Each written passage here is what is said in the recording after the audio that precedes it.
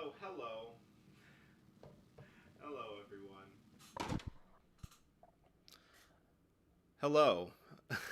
Ladies and gentlemen, my name is Amateur Planet, and I am a recovering Coldplay fan.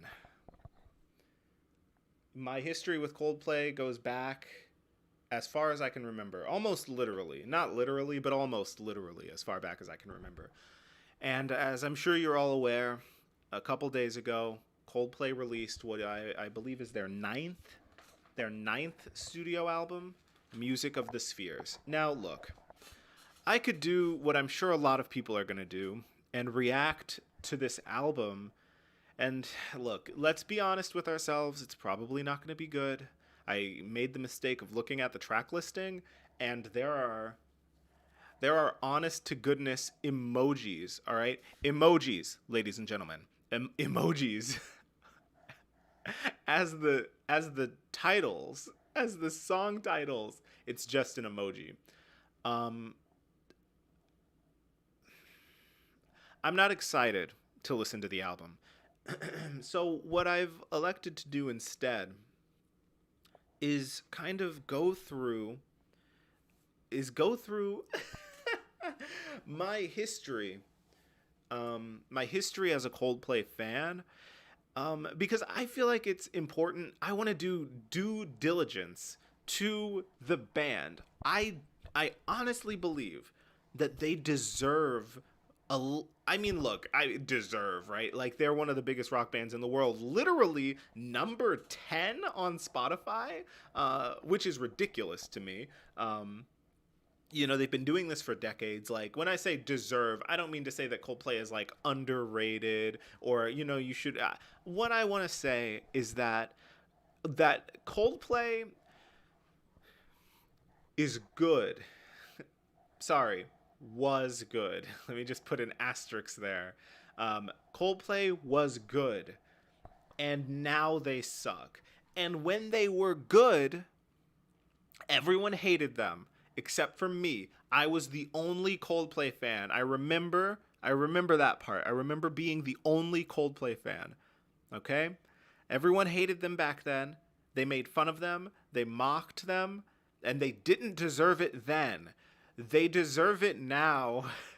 And no one is doing it anymore because they already did it back when they were good. So we all missed the part where they were good because everyone was talking shit all the time and they had, their two songs that everyone knew and no one went into the deep cuts.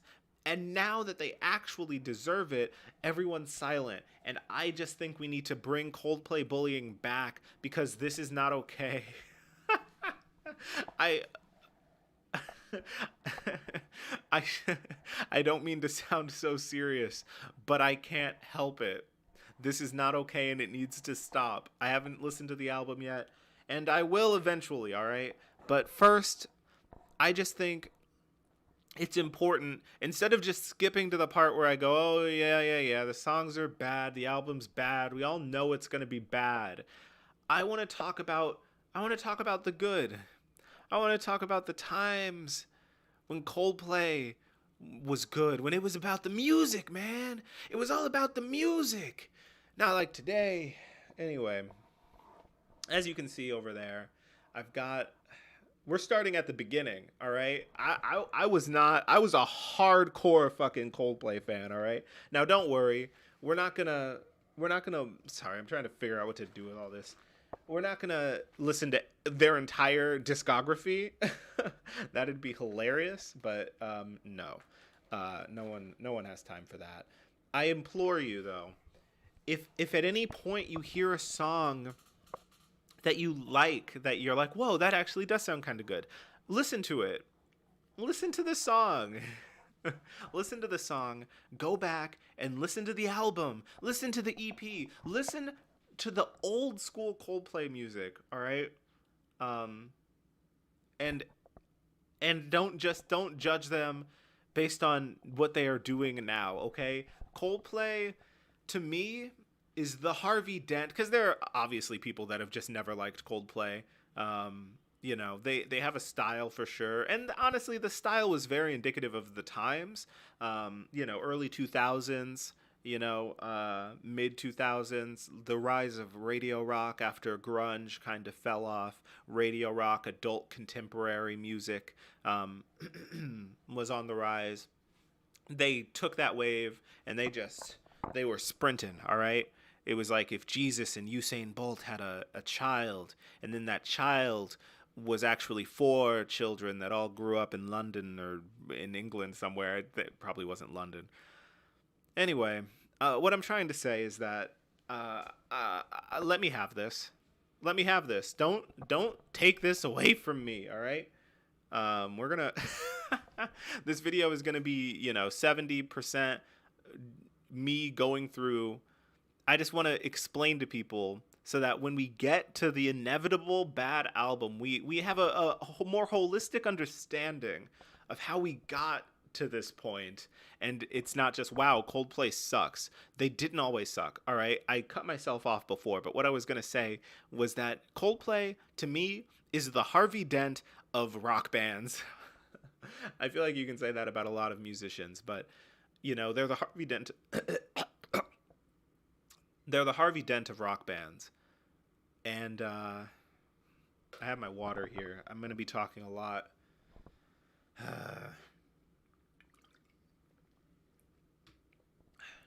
They're the Harvey Dent of rock bands in that they've been alive for too long. You die a hero or you live long enough to see yourself become a villain. They're villains now. And I hope to pinpoint exactly when that happened.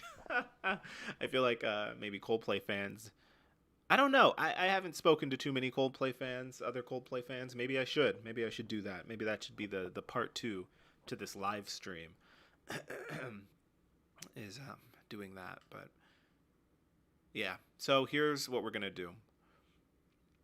I'm gonna listen to a bunch of Coldplay music, and then in order to hype myself up, for this dumpster fire.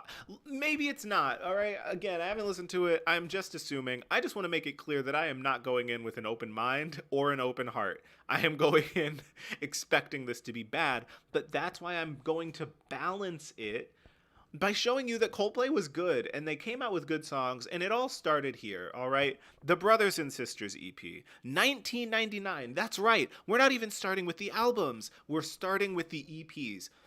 The Brothers and Sisters EP, 3 songs. The one that I want to draw your attention to is Only Superstition.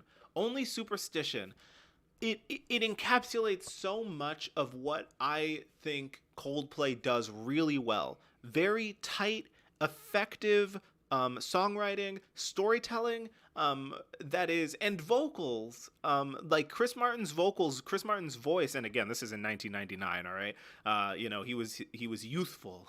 He has this boyish charm to him that a lot of people, made fun of, and mocked because, oh, is this what rock is becoming? And the answer is yes, all right? This is what rock was becoming. He didn't, there wasn't that like overconfident bravado that we kind of associate with your typical rock star, back in the, like Kiss, or I don't know, he's not out here doing hard drugs that we know of, and he's just a guy and 3 other guys making music, and the music isn't meant to offend or challenge anything, And, obviously there's space for that. There's always space for that. There will always be space for that. And what genre that spirit occupies changes from era to era. So, one day it'll be in rock music. One day it'll be in hip hop and rap. That's where I think it is now. I think a lot of the essence of rock music is in hip hop right now.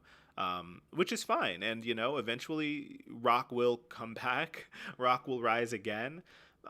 And we'll see what form that takes, but Jesus, this is just going to be this is going to be a rambly mess, isn't it?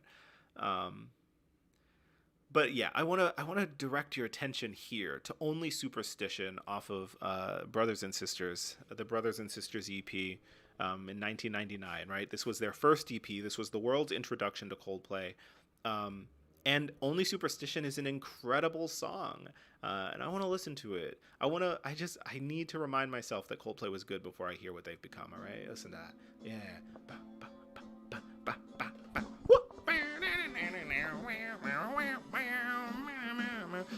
It's really good, all right?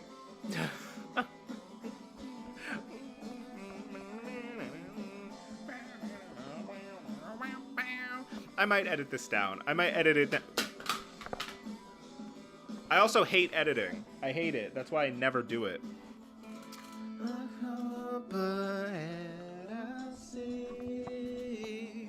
Has found its way to me. The falsetto. Falsetto was big. And to be fair, the falsetto was just kind of big in the 2000s, but he had a good one. He had a good one.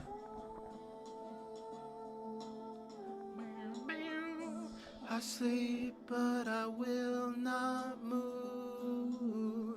I'm too scared to leave my room, but I won't be defeated, oh no.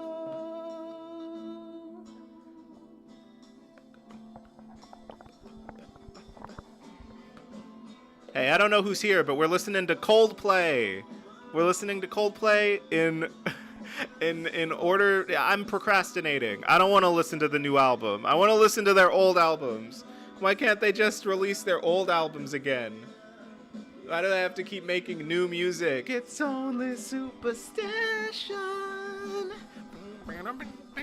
It's only your imagination.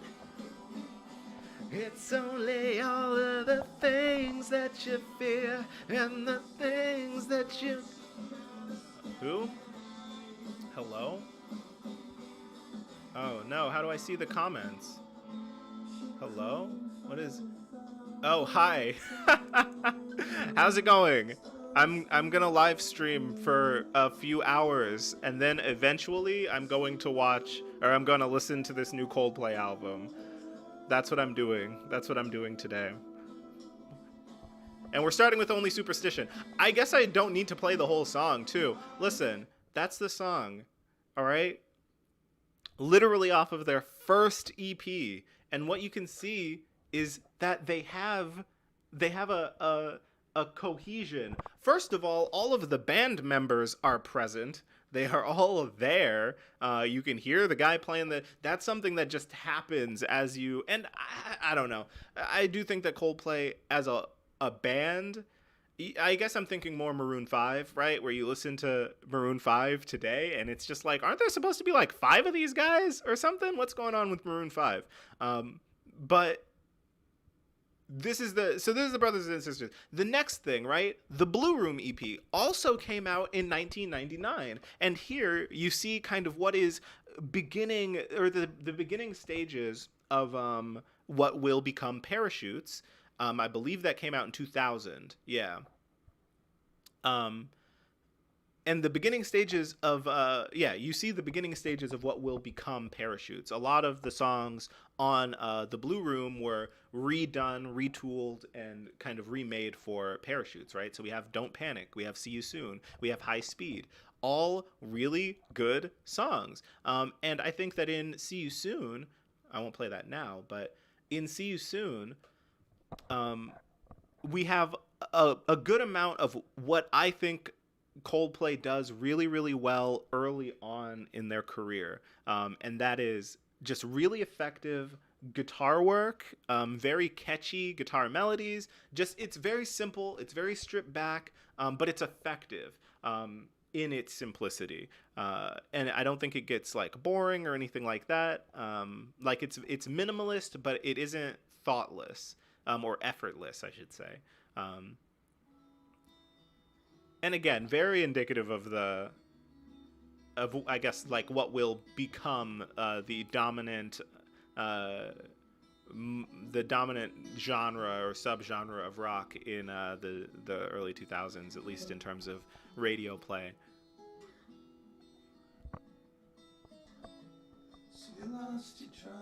Also, can you hear it?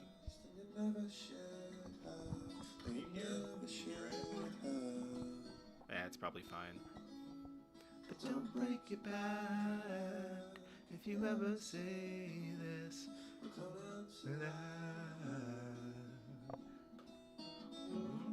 In a bulletproof vest, so the windows all closed. doing my best. I'll see you soon. Telescope lens and all you ever. And also just the feeling, right? I feel like this is it's a very evocative tone for people. I don't know. I might be talking out of my ass a little bit. I don't want to take my specific experiences and like apply them to something that's more broad than it actually is. Um, but you know, it's a very nostalgic feeling for me because I listened to this I listened to this music a lot when I was a kid. So that's See You Soon. Very good. It's a pretty short song.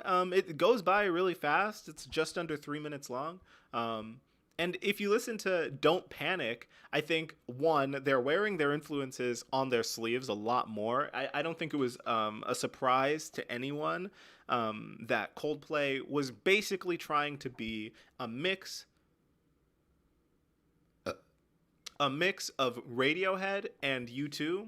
I think they're really holding or really wearing their Radiohead influence on their sleeve in the Blue Room EP version of Don't Panic.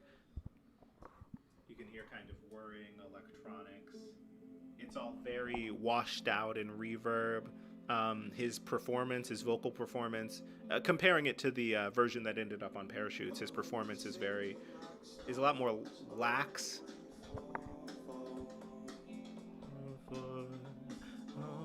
Places we've grown, all of us are done for. He's almost mumbling. We live in a beautiful world. Yeah, we do, yeah, we do. We live in a beautiful world. And the interesting thing, the guitar melody hasn't been as developed. In the other one, they kind of follow this melody with the electric guitar, and that doesn't seem to have been implemented yet. Beautiful world, yeah we do, yeah we do. And you can't make out a lot of the. I mean, you can, but there's like a reverb and a little delay on there.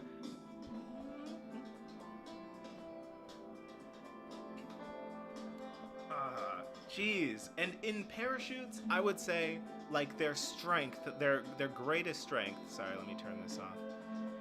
Like their strength is in that. And this is something that Coldplay has always done so well. And I watched a really good video. I don't remember I don't remember what it was or who said it, but it's in my brain. I just want you to know that it's not my original idea.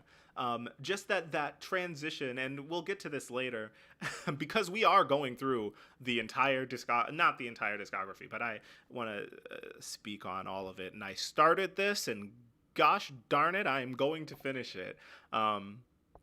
Even if it only gets 2 views, which it probably won't even get that, because I don't tell anyone when I do these things. Like the transition from, and we'll see this, and I'll point it out as we see it more, as we kind of go down the line here. But there's what was I trying to say? The transition in the, like, around 2010, 2011, 2012, 2013, that transition from just regular pop music to the rise of the DJ, Skrillex, and all of that stuff.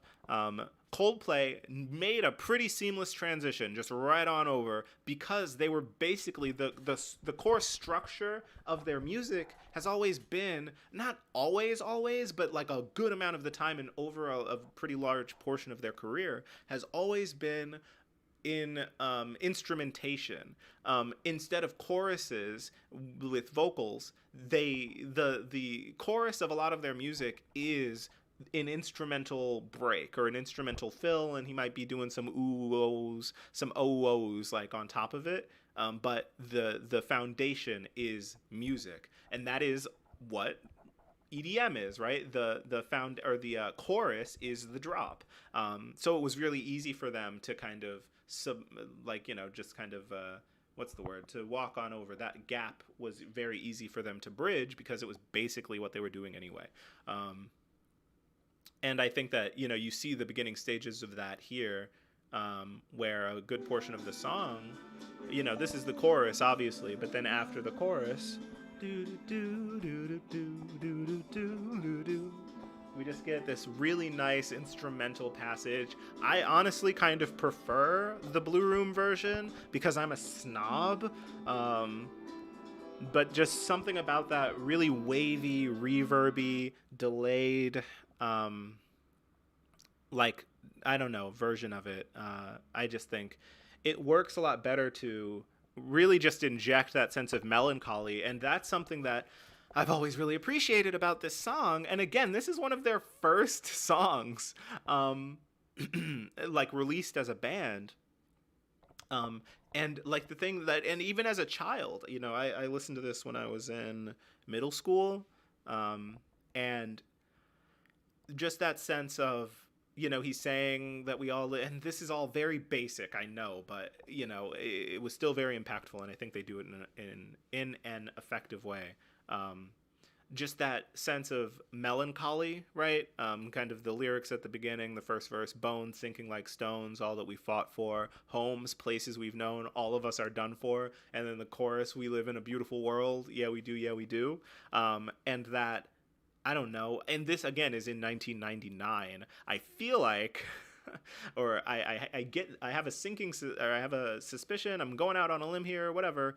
That we feel that way now more than ever, and this song has only gotten more relatable to me over time because, you know, you look around and things suck. This place sucks a little bit, and it's beautiful, and we love it, right? But you know, that sense of impending doom um, has only grown over time, I feel, and the want to, I don't know, like enjoy life and be happy on this planet.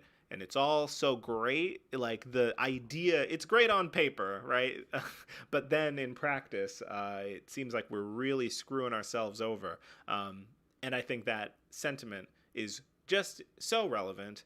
And I don't know, it's cool that he was writing things like this, 22 years ago. And you know, we'll get to this later, but you know, I don't think that writing has ever really been Chris Martin. I think he's really good in very specific pockets, but writing has never been his strong suit. And I feel like he's acknowledged this.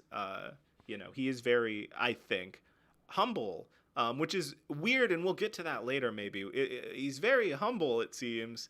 But all of the jokes that I've heard about him have been about him being like a narcissist, or about him being really self-centered, and I never really understood where that came from.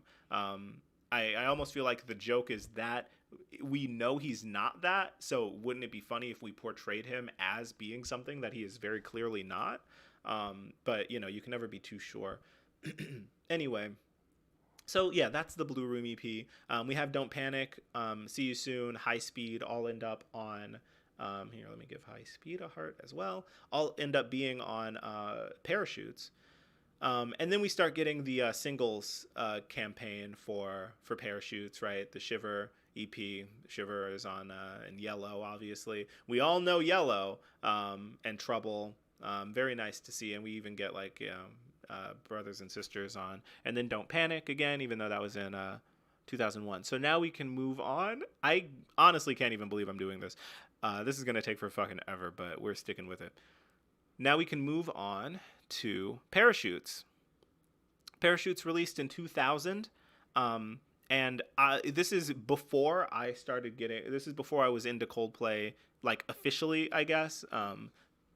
You know, 2000, I was like 5. I didn't start really caring about Coldplay until Rush of Blood to the Head. So we're just going to go ahead, and I just want to make that clear. But having said that, I, even as a child, made an effort to go back and listen to the songs that came before. It was a lot harder back then.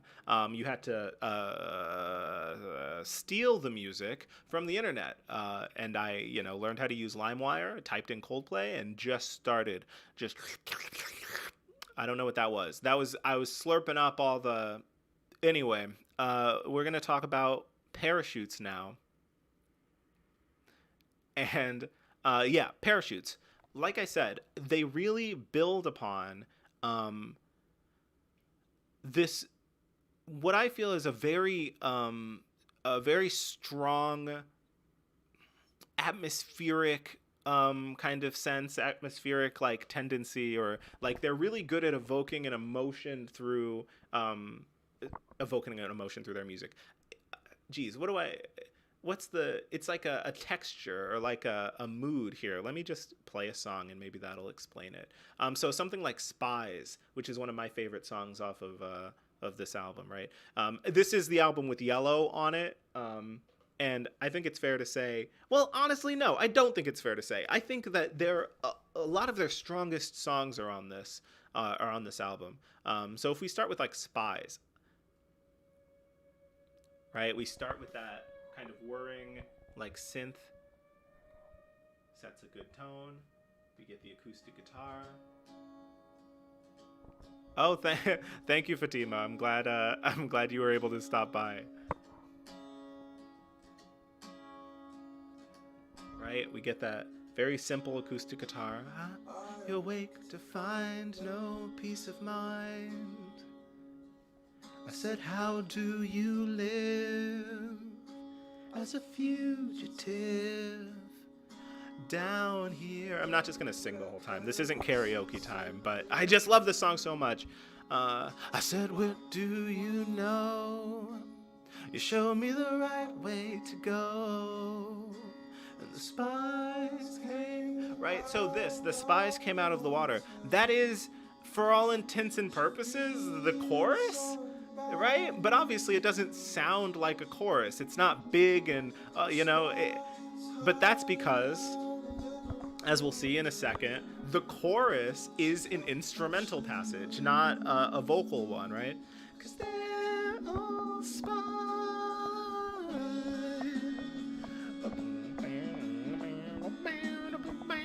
This is basically the chorus of this song. And I think with this kind of refrain, but the chorus, when you go to this song, you don't go for the vocals or the lyrics, right? You go to listen to the music, to listen to the instrumentals. And to me, this is a very smart move. I'm sorry, I can't tell how loud anything is, and I'm spitting facts right now. I need you to hear me when I spit these facts. Like what you have, I think it's a very smart, it's an intelligent move on Chris Martin's part, because like I said, writing has never been his strong suit, particularly. So it's great that he, it reminds me a lot of Larry Wilmore. If you don't know who Larry Wilmore is, he did the Bernie Mac show. If you don't know what the Bernie Mac show is, I'm sorry. It's like Black Malcolm in the Middle. I don't know. Does that make sense? It was a great show. Anyway, the point is, Larry Wilmore, very important person for African-American media, black media, and media in general. See, it just sucks that you feel the need to specify like, oh yeah, he did a lot for like black media, but not just media in general. And it's like, no, of course he did a lot for media in general. That's something we need to, what was that? It was some more news, right? Like Black history, also known as history. Like the more that we separate these things, the more that we see them as separate, when obviously African American history is just as big a part of American history as American history is. Anyway, the point is that Larry Wilmore, what happened? Colbert left. He abandoned us all to do the Letterman show, which is now the Colbert show because Letterman is not there, or he left. Letterman left, so Colbert had to leave, and there was a void in my heart that has never been filled, not even by Larry Wilmore. Here's the thing, all right? Jesus, I hope he doesn't see this, and I mean this with all due respect, but, and I could be bullshitting, all right? I don't think Larry Wilmore is very funny by himself. That's an important part. I don't think he's very funny by himself. I think he's at his best when he is talking to other people, and that's why his podcast. What's the name of his podcast? I mentioned the podcast, so it has something to do with being black. A lot of his stuff has to do with being black. Um, what's the name of the podcast? I want to say it's like Black on the Air. Is that the? It's a pun. It has to be a pun. Is it called Black on the Air? Yeah, yeah. Larry Wilmore, Black on the Air. That's a good one. That's a good pun. It's a good pun. It's really good. I'm just gonna explain it. I'm sorry, I can't help it.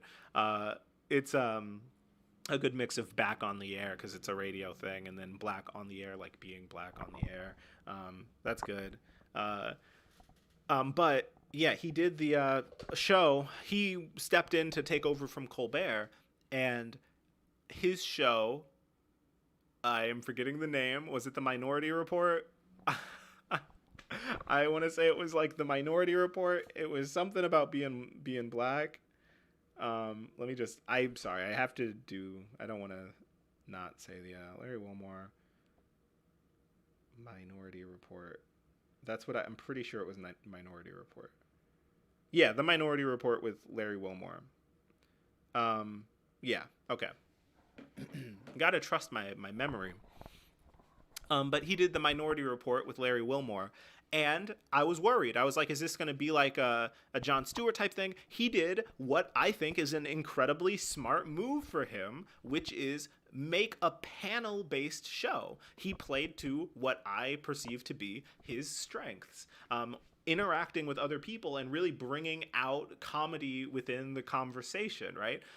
So he had a panel-based show where the brunt of the entertainment was not put on him. It wasn't his job to force entertainment or to tell these jokes. He had, he did that for a bit, but the main thing was the panel where he brought all these people in and had a conversation, and I think he is an excellent conversationalist. So what was I talking about? Right. So with Coldplay, what we have is a band who I think understands what their strengths are and plays to those strengths. So with Spies, like I said before, the chorus is not a vocal passage, right? We have verses. Oh, sorry. I'm like, this song is 5 minutes long. It doesn't feel like it. There are actually a couple 5-minute songs. There's one. Oh, wait, that's not. Okay. Anyway, yeah. Right? This is the chorus. It's just this cool instrumental passage, and then we go back to the verse, right? The second verse. Look at the way we live down here. I cannot speak from fear. No, that which way do I turn? Oh, I forget everything I've learned. Right? And then we get what is basically the chorus, right? The sun came out of the water. And then we get the chorus, right? Which is this instrumental passage. And it's great. And then we get a little bridge that's really nice. It reminds me a lot of Body Snatchers, the Radiohead song that at this point hadn't even come out yet. Now, I'm not saying that Radiohead stole from Coldplay.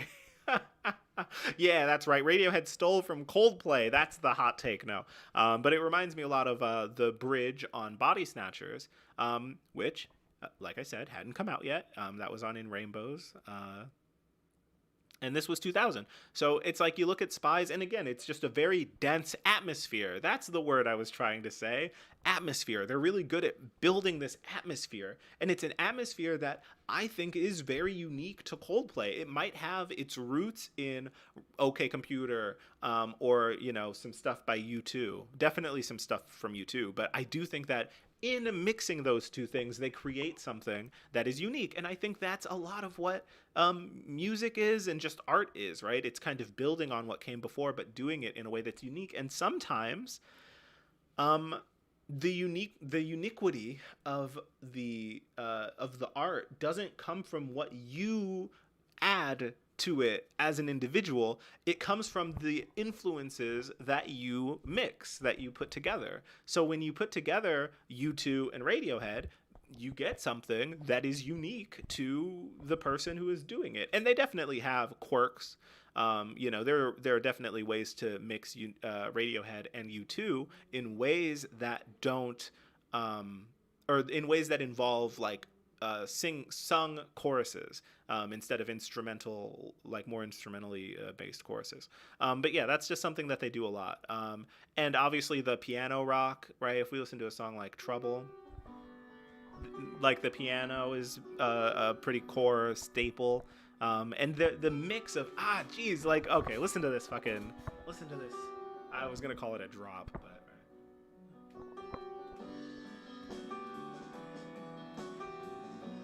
that bass line, it's such an understated bass line, but they really they hit that melancholic nail right on the head. Oh no, I see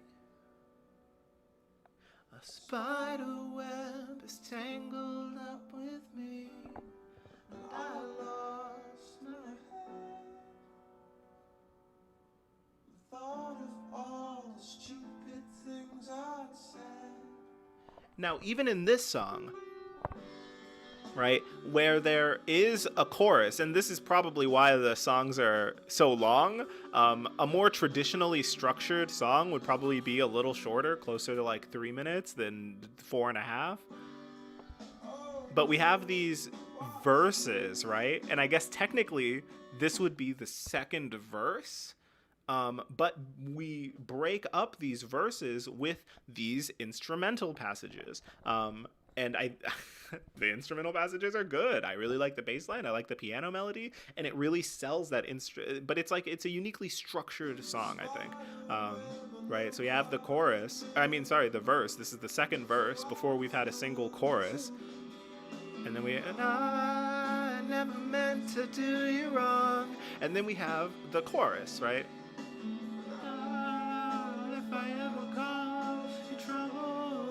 Very simple writing. Simple, but effective. And I think that is a lot of what Coldplay does up until a point, and we'll talk about that. We'll talk about that when we get there. And oh, no, I never meant to do you harm. And what's the other thing that people say? Repetition legitimizes? Someone on YouTube says that. Right, so now we're on verse 3. We've had one chorus, 3 verses. Oh, no, I see. Right, and then at the end, I'm sorry, we're just gonna skip to the end of the song. We get this really cool. A bridge. I guess you could say it's a bridge to an outro. A bridge to a Right, we get to the chorus again. No, I never meant to do you harm. Oh, yeah.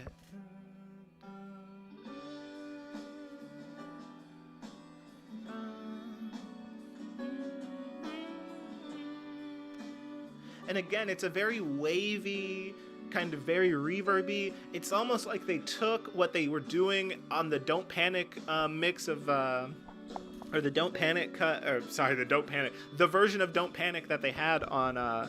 the Blue Room, and kind of moved that here. Oh yeah. They spun a web for me. They spun a web. That's a Tom York falsetto, all right? That's a York falsetto. It's a great high note to hit, and it's so good. It's just such a great song.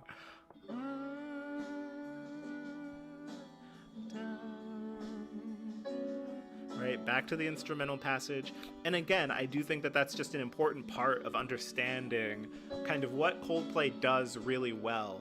That their music it's like you kind of go for the instrumental sections more than the vocals are really nice. I will defend his vocals. I don't know if people talk shit about his vocals, but I think his vocals are really nice. But all of these really cool instrumental sections, it reminds me a lot of Phoenix, where it's simple. Like all of the individual parts are simple, but they come together to make something that feels complex.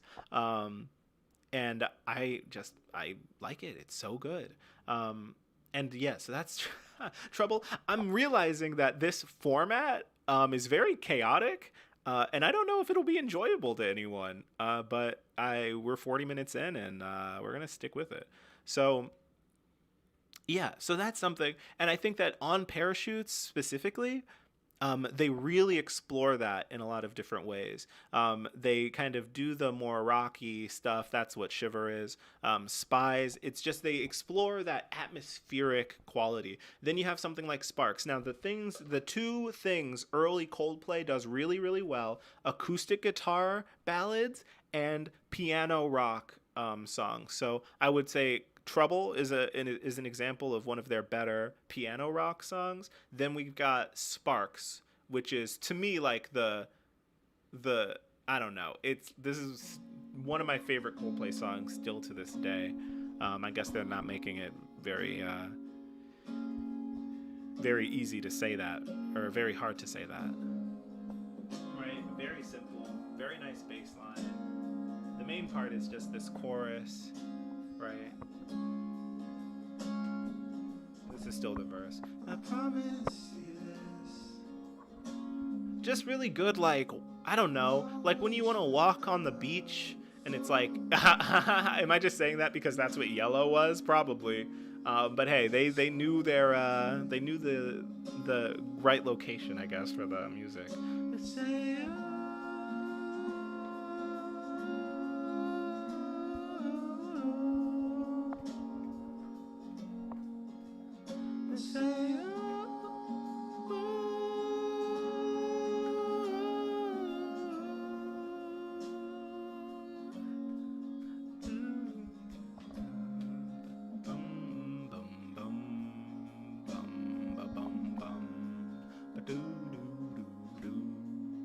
It's just nice. It's just nice.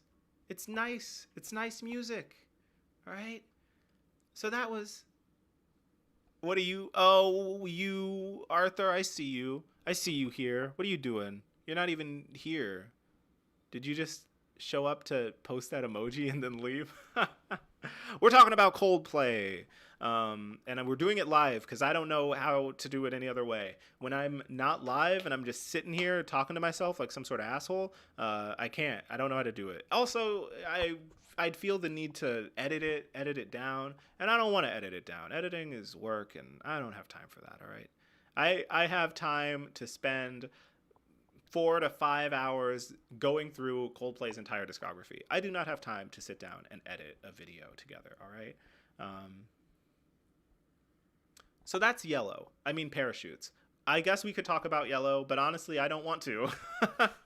I think this is, while it's a fine song, but you know what? Fine, let's listen to Yellow. It's maybe their most popular song, or it's their Creep. I would consider this their Creep. And I do think that this is the one that has aged the least well on the album. It's cool, I guess, right? You got the...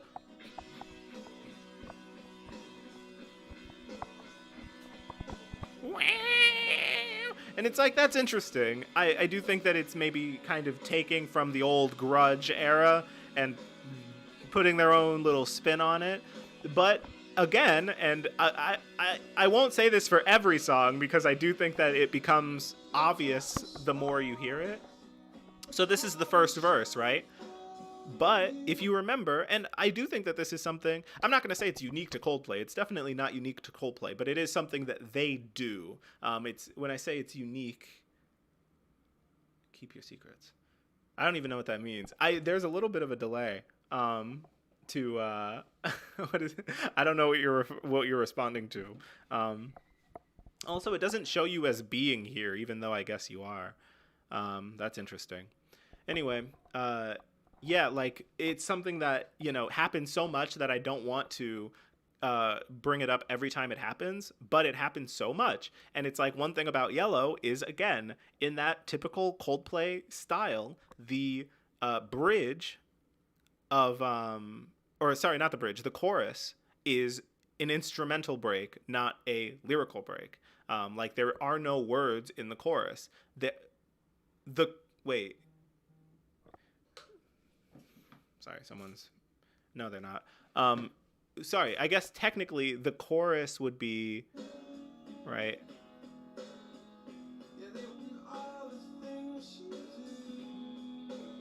Jeez.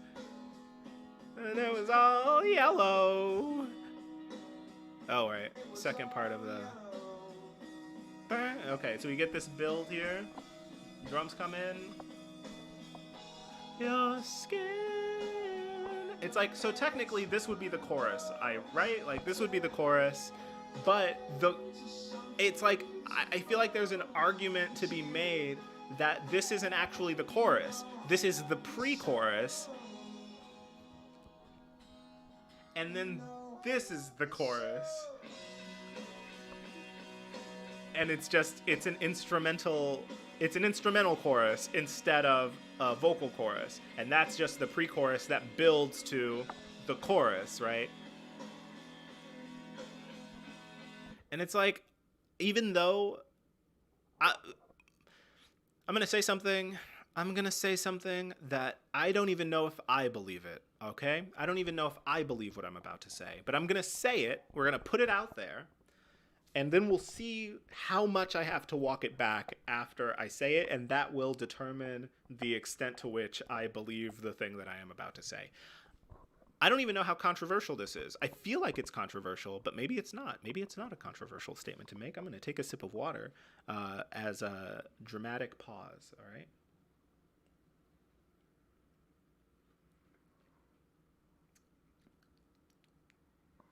I think Yellow is better than Creep.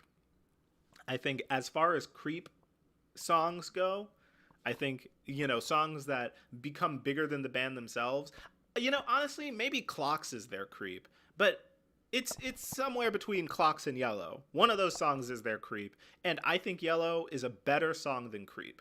I don't know how controversial that is, but I think Yellow is and it's, shit, when did Creep come out? That came out like in the 90s, right? Yeah, that was on Pablo Honey. So I do think that may be on purpose. Like they maybe were trying to do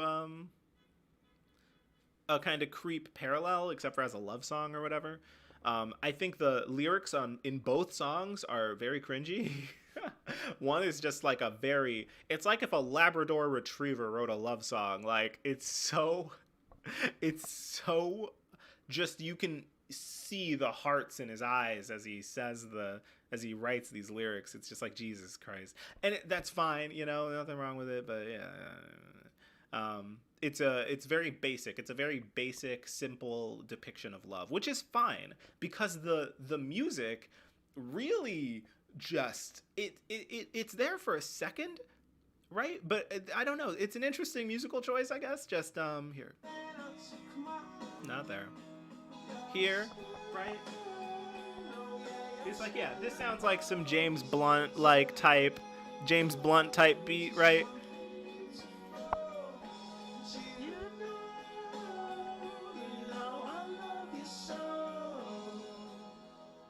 And then we get this, and it's like where this fits in terms of like the love song.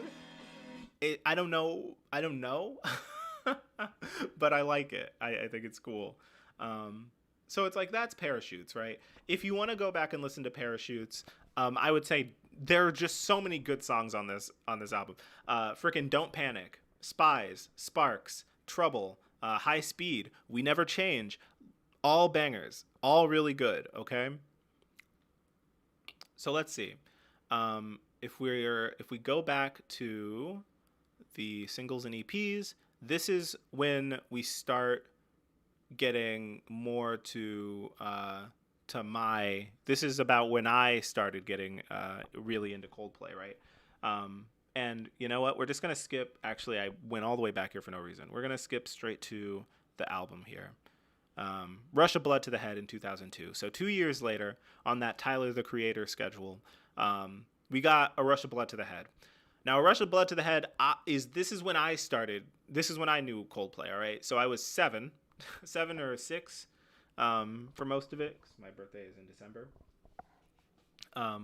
So this is, it's a big album. It's about 11, it's an hour long, a good like 10 minutes over their last album, right?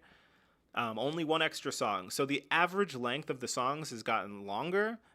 One thing that's really interesting,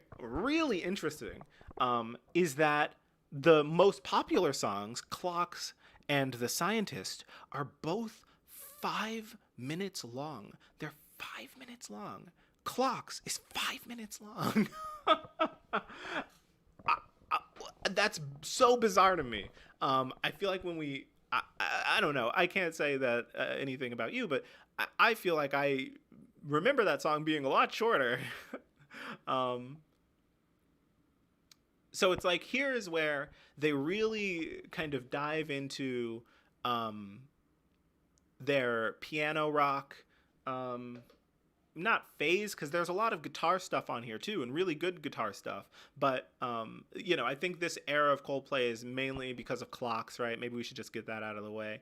And this is the song that introduced me, and I'm sure a lot of other people, to Coldplay. It's probably their most recognizable song, right? We got 5 minutes. I can't believe it's 5 minutes. We're gonna have to look through this, right? And this is like the prototypical like Coldplay song, right? This is the Coldplay song that just exemplifies kind of, I feel, what they are when they're at baseline. This is like the baseline Coldplay song. It's a little bigger in presentation. Not as big as they will get, but it's bigger than a lot of the stuff on Parachutes. A much more spirited performance from Chris Martin. You can really hear the projection in his voice. A lot of times you kind of compress that out, like in pop music, but you can really hear him like giving that effort to like get that voice out of him. Singing, I'm out of things unsaid. Should I put up my head? Trouble that can't be named. Tigers waiting to be tamed. Singing, you. Okay, so again, this is what I feel like if I asked, hey, like, what's the chorus to Clocks?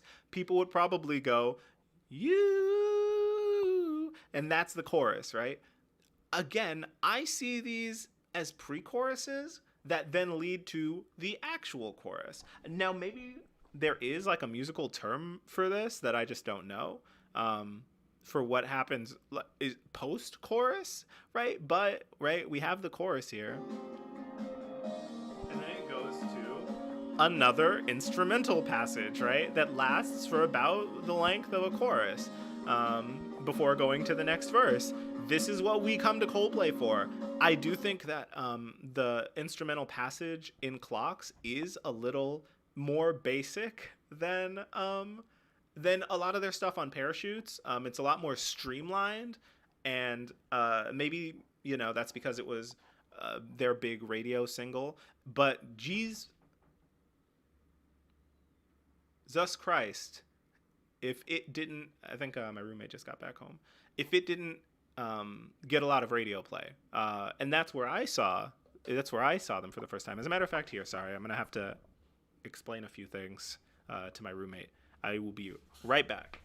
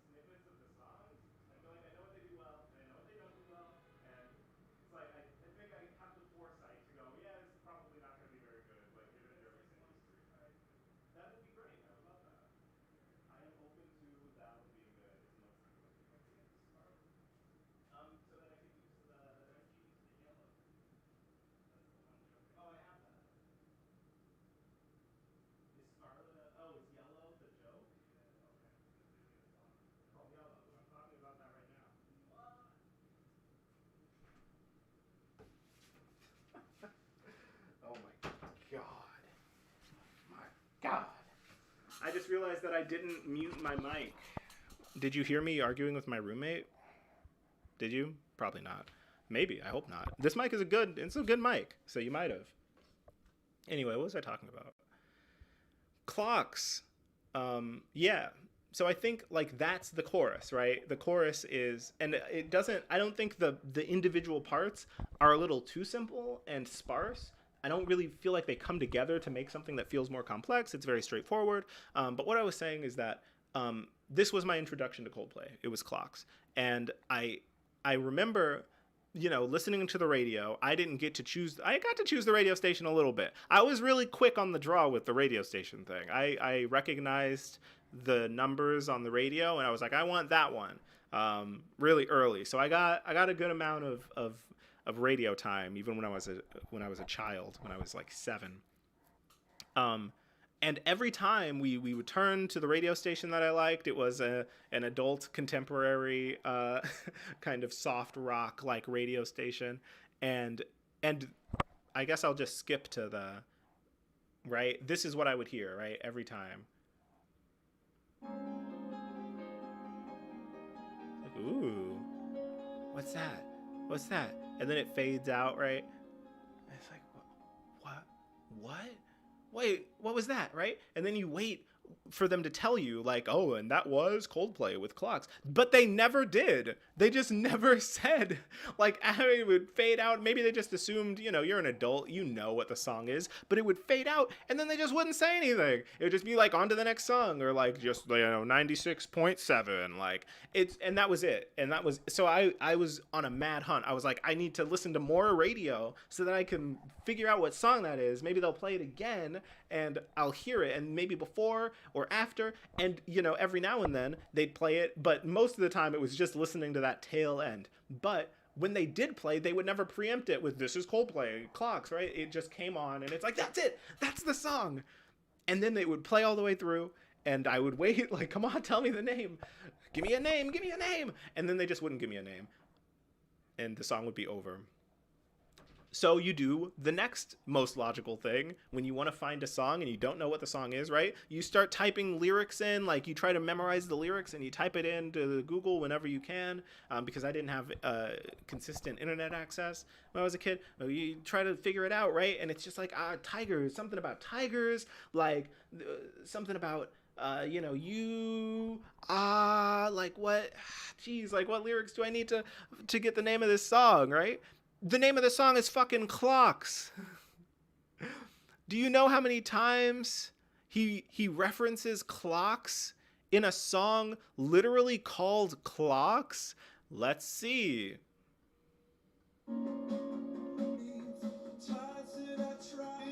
Where is it? It's after. Bam! Once!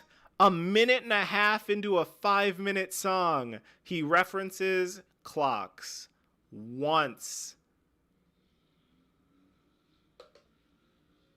How is a 7-year-old boy supposed to know that the name of the song is called Clocks? The name of the song is supposed to be in the chorus.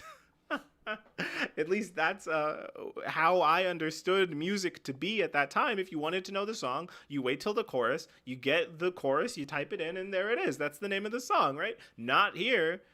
Here he mentions it once, like in passing. It doesn't even matter. So it's like, obviously, the song is probably too long. I don't know how it's 5 minutes, but the big finish of the song here is this part. I didn't think I'd get it, so on the right, you get that key change. Oh, and nothing else compares.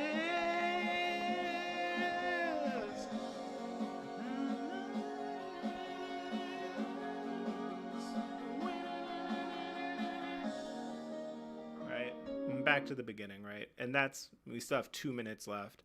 And the rest of this is basically just a big instrumental passage, right? You get that again. You get the chorus.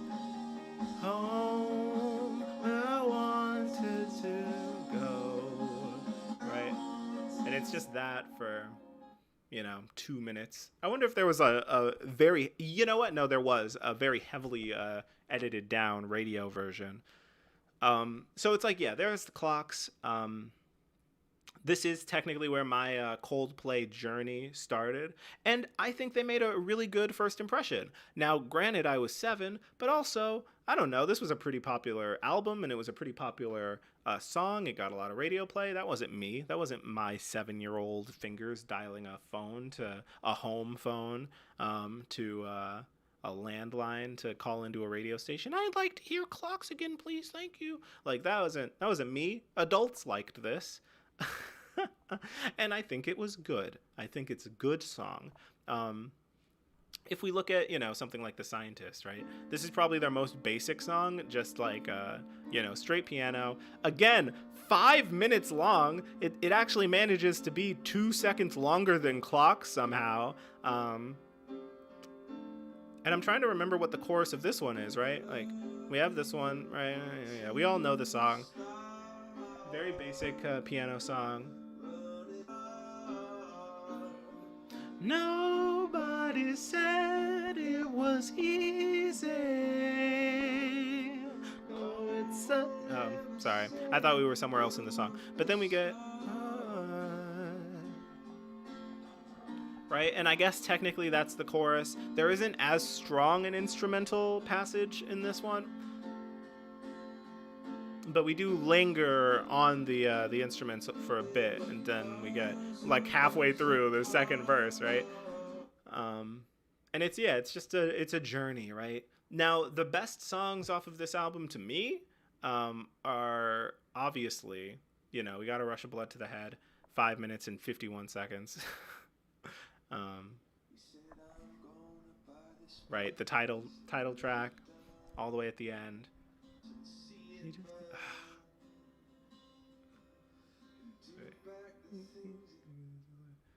Anyway, sorry, I'm thinking about something else. Oh, Politic, the first song, and I like In My Place too. For some reason,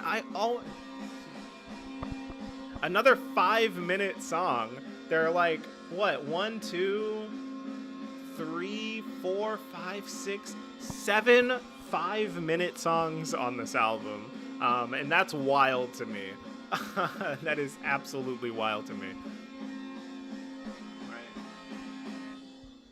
Pretty strong start. And honestly, it reminds, now listening back to it, it reminds me of fucking Run the Jewels 4. Like the opening track on Run the Jewels 4. What is it? At it like a spasmodic crack at it with something in the... That's not how it goes, but it's close. It's close enough. Yeah, In My Place, I always think about In My Place as being on X and Y for some reason. I'm not sure. And this is kind of...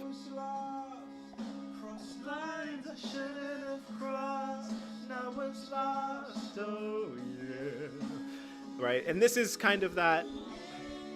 This is that U2 influence coming in. This is that U2, like the chorus kind of being this big, like an opening up of the song into this more spacey, atmospheric thing before that guitar melody comes in, right?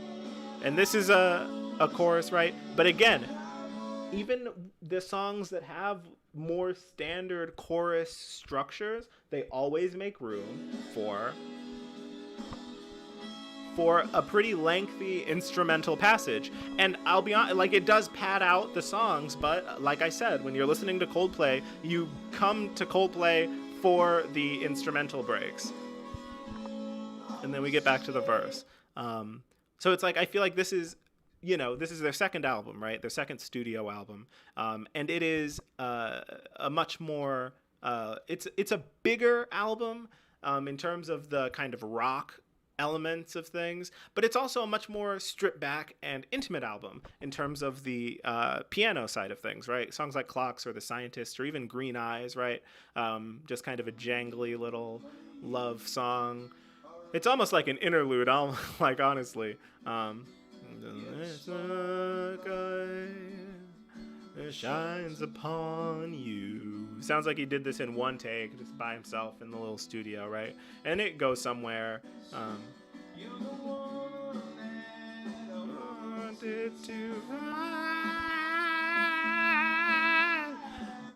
It's good. It's fine.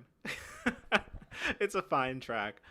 Before Warning Sign, which is also very good. So yeah, if you want to listen to this, one song that I think gets overlooked a lot though is "God Put a Smile Upon Your Face." Honestly, to me, this is probably my favorite song on the whole album, and I feel like it's one that doesn't get a lot of attention. So let's just try this one out for a bit, right? Now this is. I'm not gonna say it's very Radiohead. I don't think it is, but it does elicit a similar emotion to me as "Karma Police" off of OK Computer. Um, Where do we go? Nobody knows. I also feel like he has a very interesting melodic sense. I'm on my way down. God give me style and give me grace.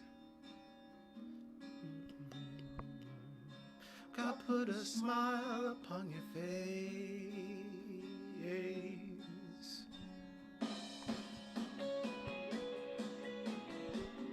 Very nice.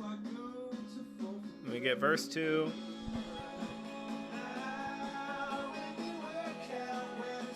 Draw the line, your gaze. I think it's a very good song. I think that, again, and this is true of most pop music, right? But I feel like the thing that Coldplay does and the thing that those instrumental passages do that a lot of other pop music doesn't do is it kind of throws off where you are in the song, where you are in the track. One, it makes the songs a little longer, but it kind of prevents you from getting too ahead of the game, you know what I mean? Ahead of the curve, where, there are some songs you listen to and it's just like, oh yeah, verse, chorus, like bridge, whatever, and outro, right? And it's like, once you understand that, you can basically cut the song in half and you have like two very identical halves. With Coldplay songs, because of the chorus coming before these instrumental passages, it kind of gives you a moment to get reinvested in what the song is doing before the next verse. It's almost like a palate cleanser that you return to a place. You return. Sorry, I got an email. You return to a place of familiarity before moving on with the song, and I guess that's true of pop songs. I don't know. I'm just gonna hope that what I say makes sense. And that's A Rush of Blood to the Head. So that's 2002. The next album is X and Y in 2005. It took 3 years on this one, and I have a feeling. Again, I should probably talk to more people who listen to Coldplay like through these years. I have a feeling that this album is like kind of the black sheep in their discography. I feel like when people talk about Coldplay, it's either Viva La Vida, Rush of Blood to the Head, or Parachutes, and X and Y kind of gets looked over or overlooked, I should say. But maybe this will be a surprise to you. At this point, I'm a little older, right? I still really like Coldplay. As a matter of fact, I would say this is about where my peak Coldplay fanboying was. Peak, I don't know. We'll get to that later because Viva La Vida. But I was a very strong Coldplay fan here, and with X and Y, you have what I think is them diving more into the electronic side, but there's also something it's more Radiohead influenced than U2 influenced, I feel. But there's like a shift in the tone, and this is a tone that, if you remember when we were talking about Spies, it's like they took that intro synth and then kind of applied it to the entire album. So with X and Y, we have a lot of synths, a lot of very atmospheric, mood setting, like kind of versions of things. We start here with Square One, and I think it sets the tone. It says everything that I was saying. It's also their longest album. The albums are just getting progressively longer over time. Right. Really setting that almost dystopic, kind of cold.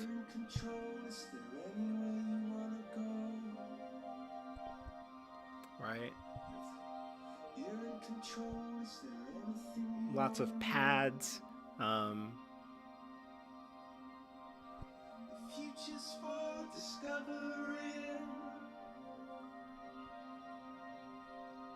the space. Oh, sorry, I paused. The space in which we're traveling.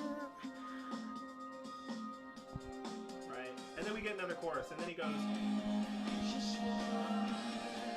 Somebody listening to what you say. It doesn't matter who you are.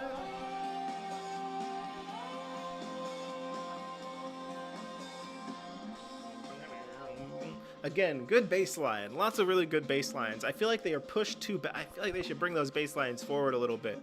But again, back to like the more standard rock, like kind of rock instrumentation. I do think that they've learned a lot. Like you can kind of tell that they're expanding on, even if it's subtle, expanding on what they started in Parachutes and kind of the less radio played tracks off of A Rush of Blood to the Head, like A Rush of Blood to the Head and Politic. And now they're kind of combining those into something that I think works and will set the standard or kind of set this foundation of kind of what their music will become. I think this is a very important album in understanding the trajectory of Coldplay, like musically. So songs like Square One, we got What If. This is basically freaking 5 minutes. And this is also where things not start going wrong. I don't want to say this is like the beginning of the end or anything. But What If does not need to be 5 minutes long. It's basically Imagine, right? It's Imagine. And it's like, again, I like his voice, all right? I like Chris Martin's voice, but and it takes 2 minutes to get to the chorus. And it's like, musically, I like what's going on here. And again, that's right.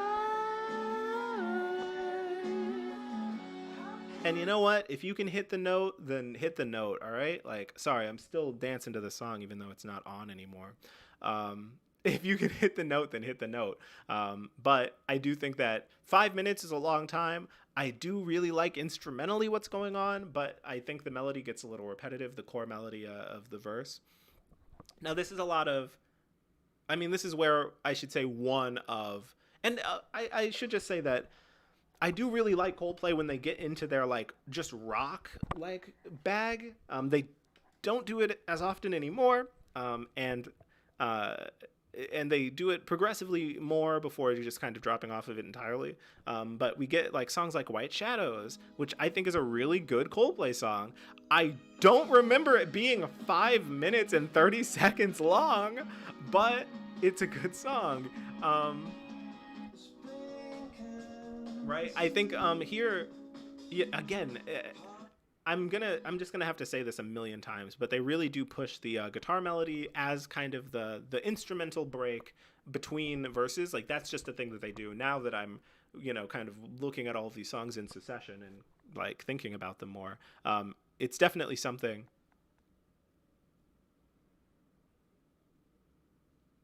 Oh wow, it's Marinpan. Oh wait, I can't.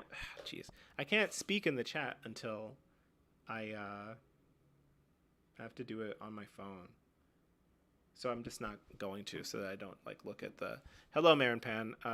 Thank you for joining us. I've been rambling on about Coldplay for about an hour now. I think this video is going to be a lot longer than I anticipated. I have something to say, and again. I said this at the beginning, but the purpose of this is to provide context for me. I was very honest about this at the start of the video that I am not looking forward to this album. I do think it's going to be bad, but out of respect for the band, I want to give them their due diligence by going through their older stuff and saying, look, this is what I liked about Coldplay. This is what I think Coldplay did well. This is where, when we get to it, I think they started not doing as well. And this is why I am going into this album with such an open or such a closed mind and heart. And I hope that by the time we get to the album in question and listen to it, you know, I will have explained adequately why I am not a fan of Coldplay's stuff. Maybe too adequately. Maybe I'm explaining it too much. Anyway, this is where Fix You is. And this is a song that they are still playing to this day.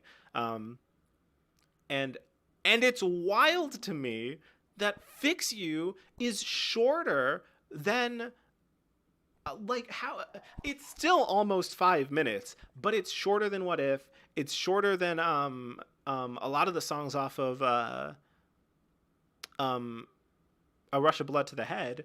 Like, it's shorter than Clocks. It's shorter than The Scientist. It's shorter than Warning Sign or Amsterdam. And it's like, it's weird because it feels longer to me, probably because the sections, like the song is structured in such a way that it does have that kind of constant build.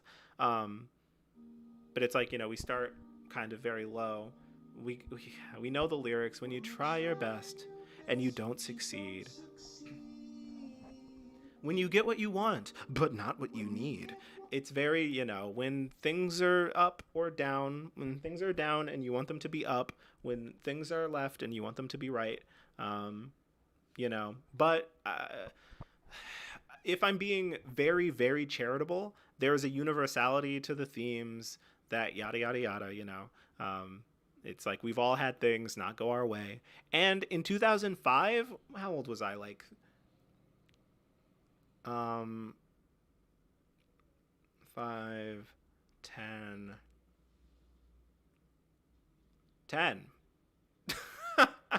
I was 10, or 9 or 10. And the song that really brought me into this album was Speed of Sound, which I believe was one of the singles. I would hear it on the radio. And, you know, to be fair, Speed of Sound is just like a Bizarro World version of Clocks, but I like it better than Clocks. It's still almost 5 minutes long. I also really like the video for this song. I was obsessed with the video. It's just a cool idea.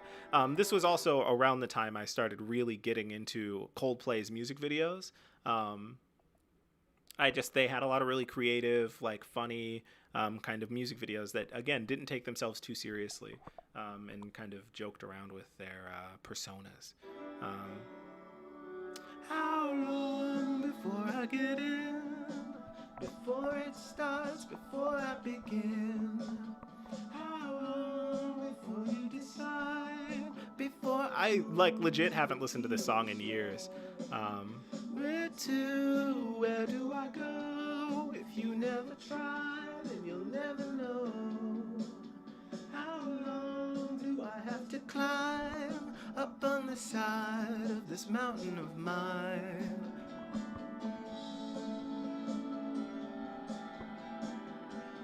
But then it does this. Not this one. I just love the guitar work.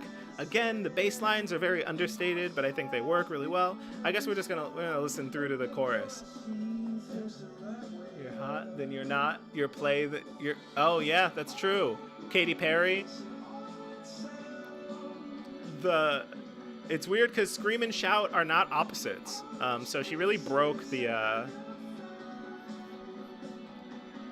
You know what? This is actually one of the few songs where they. You know what? Let me not speak too soon. I feel like the chorus is a lot more defined here. The speed of sound to show you how it all began. Birds came flying from the underground. If you can see it, you'll understand.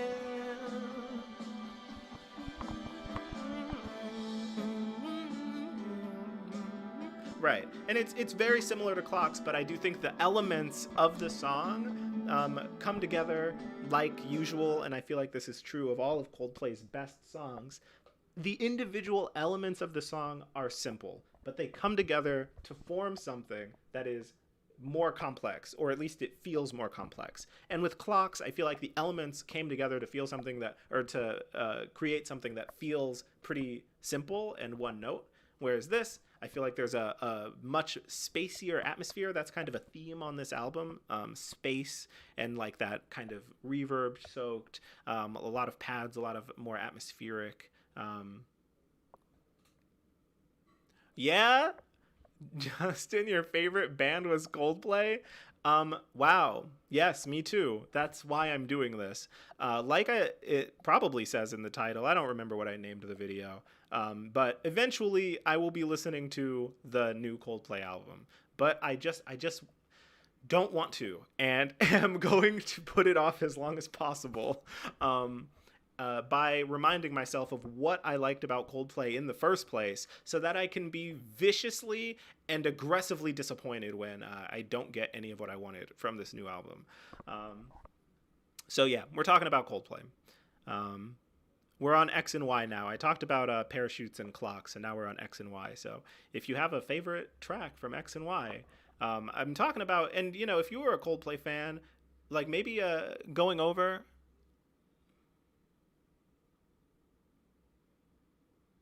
Oh, okay. I feel like this is. I'm not entirely sure, but I was saying that I need to talk to another Coldplay fan so that I know kind of what the general opinion of X and Y was. More like fucks you. I need to know what the general opinion of X and Y is. I don't know if Coldplay fans like. I feel like it's kind of the black sheep of their discography. But they have a lot of really solid like rock songs on here. Even like Twisted Logic, it does kind of remind me of a very like uneasy atmospheres immediately evoked. For the first time, river. Oh, nope. Sorry, I haven't listened to this song in forever. Tonight, rivers will run dry, not for the first time. Rivers will run. Really funny, Chris. That's a great joke. And then we get one of these. We skip to the chorus. Oh, wait, no. Sorry. We get more verse. Life on earth. Now, this is, ladies and gentlemen, this is what we call Radiohead. This is what we call ripping off of Radiohead real hard. And this time there's no excuse. This is 2005. This is as OK Computer maybe as they've ever gotten. Like, I can forgive, like, Radiohead doesn't own the use of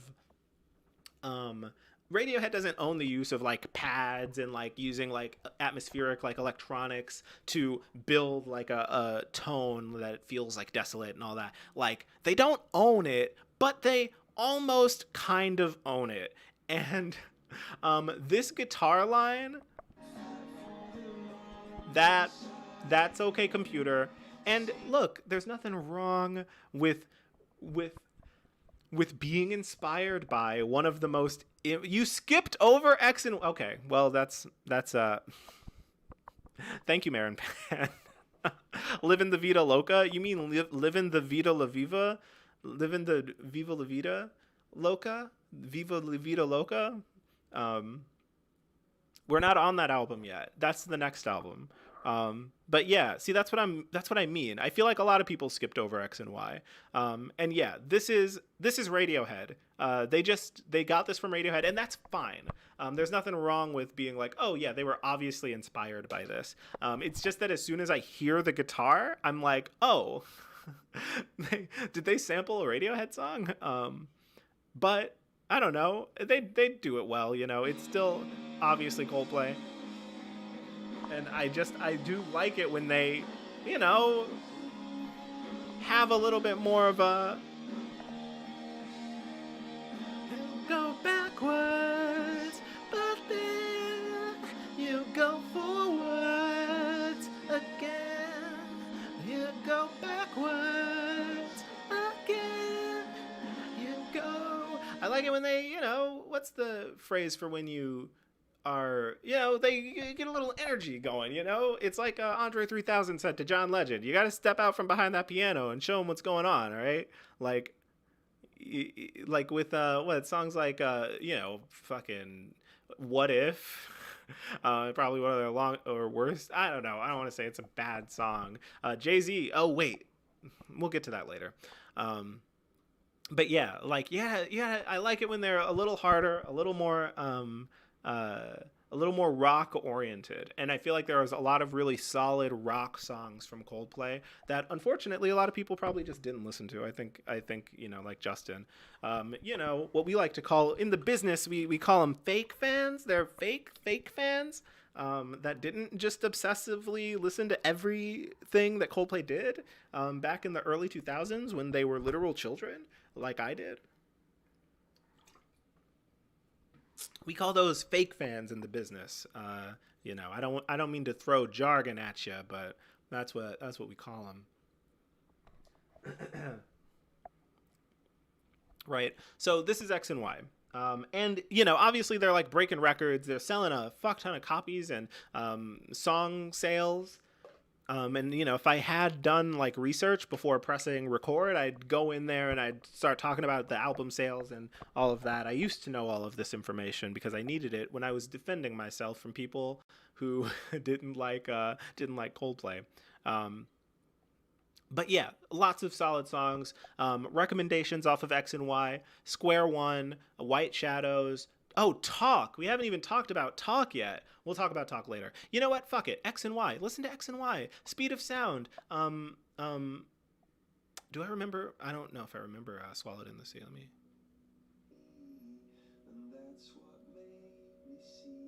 Oh, right. Yeah.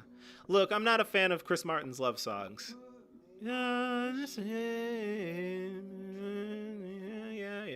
I like Till Kingdom Come, too. Very almost like a westerny vibe to it, you all wait till kingdom come, right? Almost like Johnny Cash is what it reminds me of. Reminds me of like a Johnny Cash song.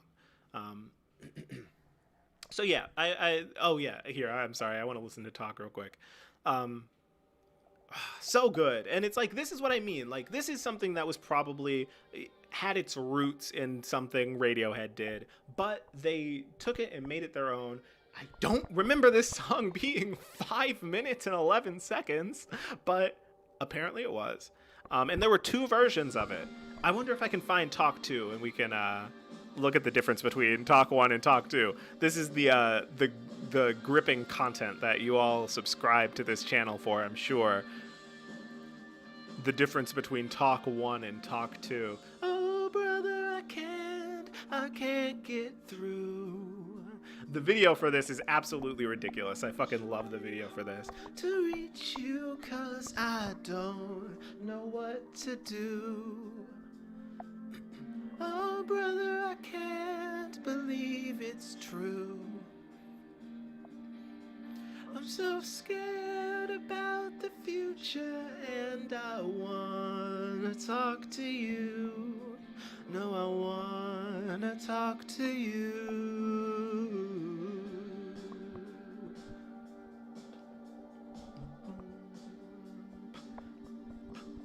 You can take a picture of something you see. In the future, where will I be? Right, very nice. And then in the middle around here, he goes, or is this the right one? Or is that in Talk 2? Oh, maybe. Language I don't speak, and they're talking it to me. Okay, we got the. It's never been done. Then we get fade out. And we get this really cool, just instrumental passage. I think I'm starting to think maybe Talk 2 was my favorite one. It's like they're very small changes, but I think they add up to a better song. Wait, now.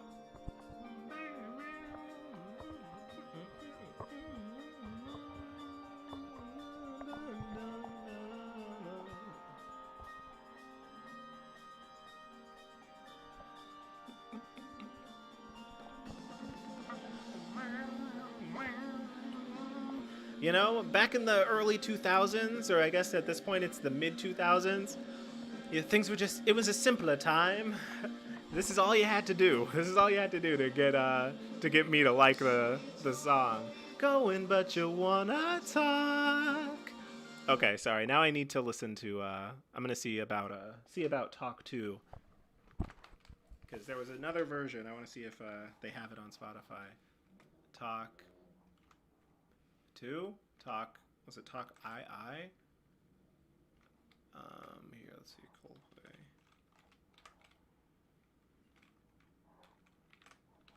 I'm going to see if I can find the other version. What was it called? Maybe it was this one on the Talk EP. No, it's shorter though. Here, let's see. Okay, it's just a edited down version. Where's the second one? Where's the second Talk? Where is it? Where is the second one? I know it exists. If I have to go to the internet, I'll do it. Okay, yeah, I'm not seeing it. 11 minutes, goddamn. Okay, well, Thin White Duke mix. Is this literally David Bowie? What? Did David Bowie do a...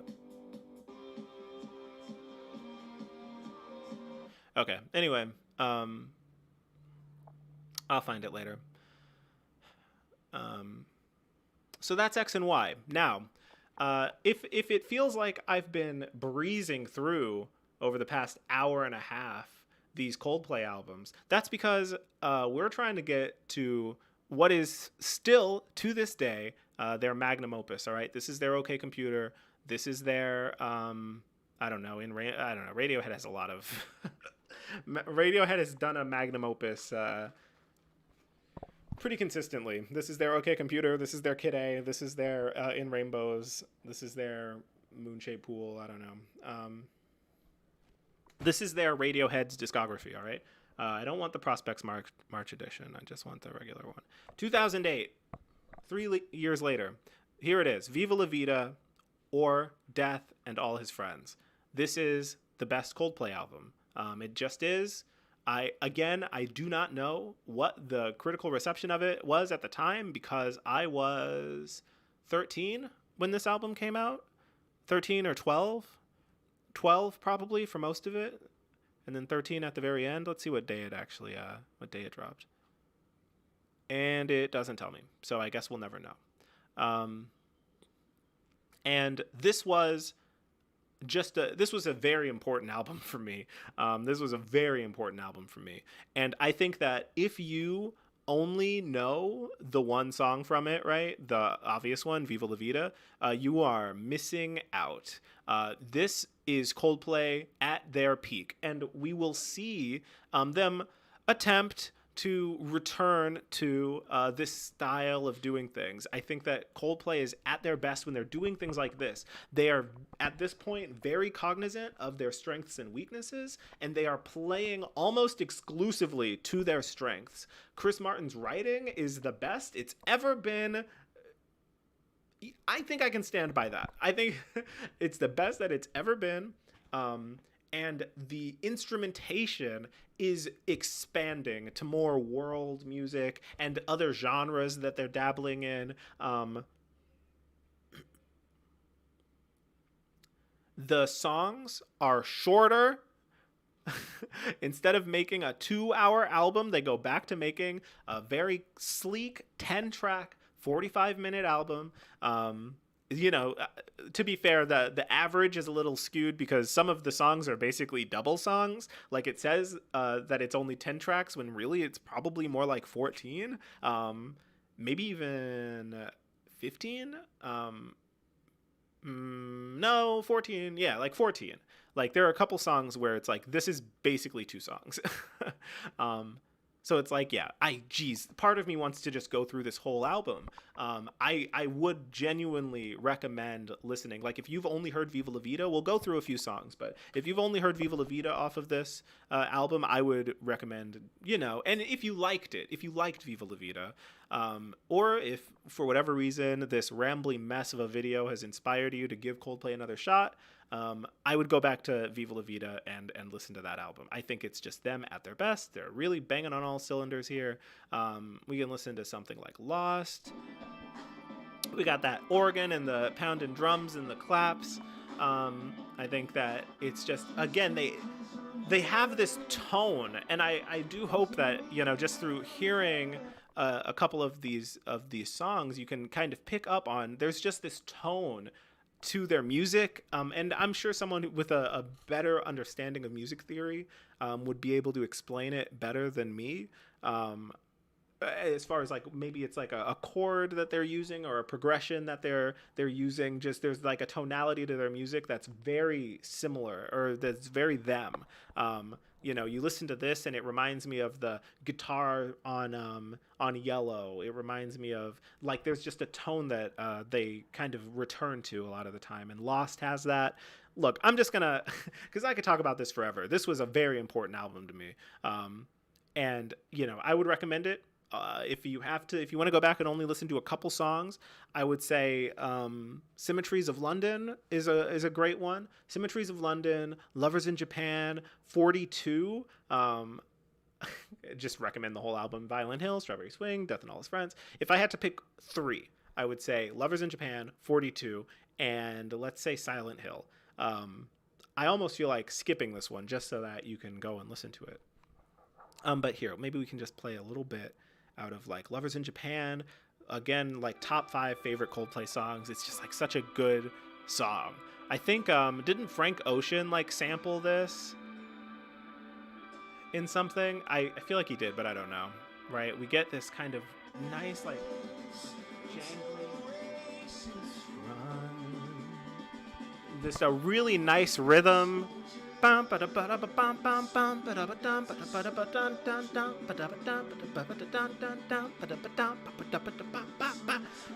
It fits, like they really fit the melody in with the rhythm, and it's just such a, I don't know, it's a really unique rhythm that just kind of launches you into the chorus. To see what I'm all about.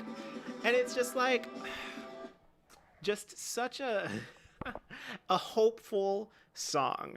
I don't know, dude. It's just such a good song. I don't know what else to say. I feel like I like this album so much that it's going to be hard for me to even talk about it. And maybe we should just skip to the next album. I guess what I do want to say about Viva La Vida is that, and if people get upset enough, if anyone cares, if people get upset enough, maybe I can just go back and just do a video about Viva La Vida, because I think I could.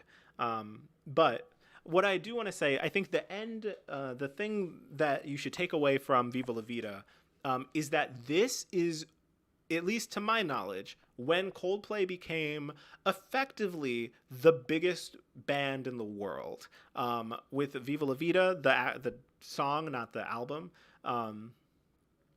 if you haven't listened to Viva La Vida in a long time, in a while, go back and listen to it. This song, it's like, it sounds completely unlike anything that was happening at the time. And if you remember, just back when we were talking about X and Y was an album that was really wearing its influences on its sleeve. It was a lot of Radiohead, a lot of U2, and Viva La Vida, I think, is the first time for an album, for a full-length project. Geez, I need to speak better. I'm fraying out my voice. One more.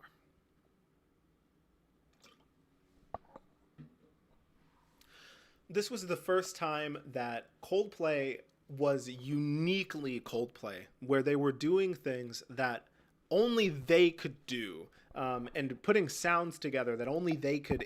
I feel like this is the first truly unique Coldplay album, and that's not to say that the other albums were bad. I don't think they were bad, but I do think that it's again, the influences were very clear. Here, I think the influences are much less clear, and it's more clear to me that they are drawing from a wider range of influences in terms of the instrumentation and the production. This is also, they got Brian Eno on. This was their first. I think this was their first full length collaboration with Brian Eno. And it shows, I think, in songs like Life in Technicolor, which is a instrumental, just a full instrumental. Right?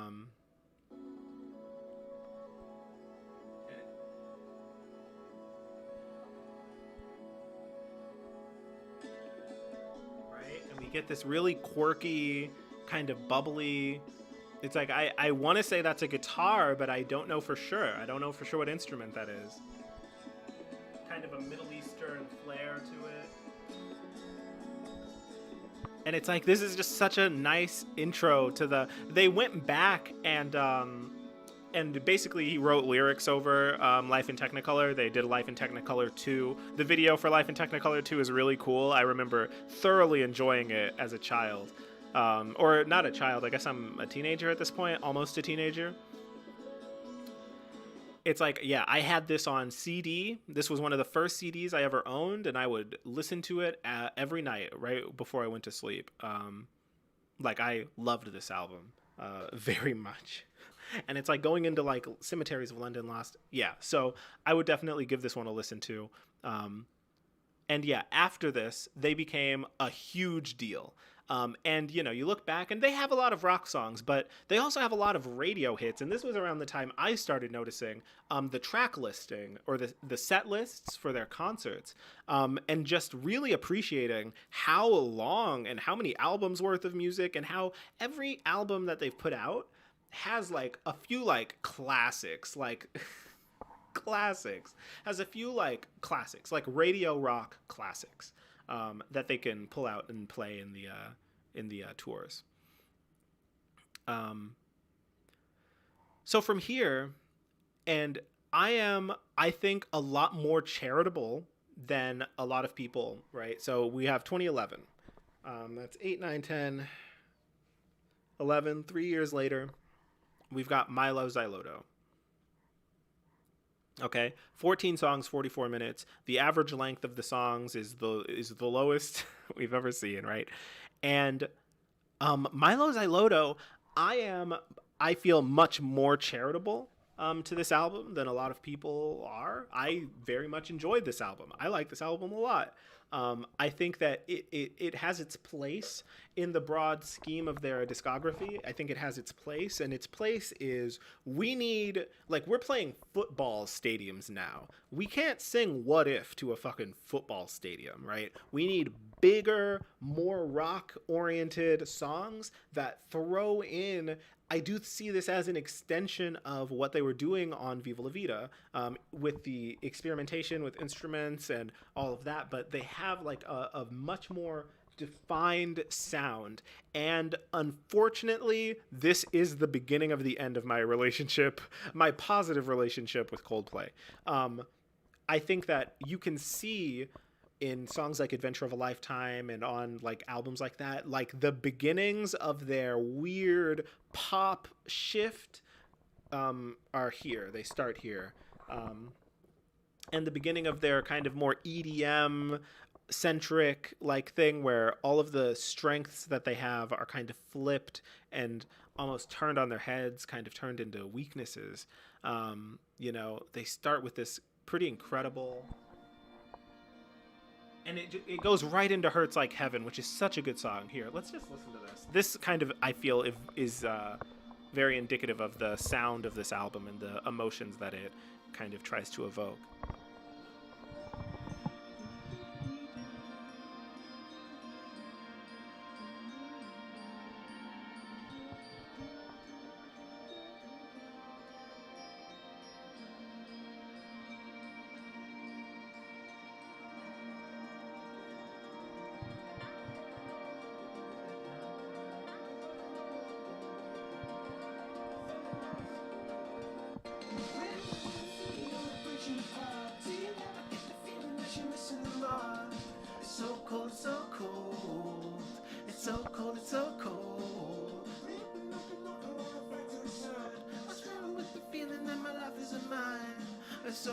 so cold.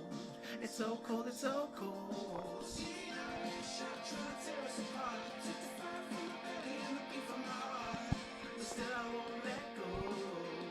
And honestly, this is like, I feel the most confident, the most like at home, like Chris Martin has felt like on an album.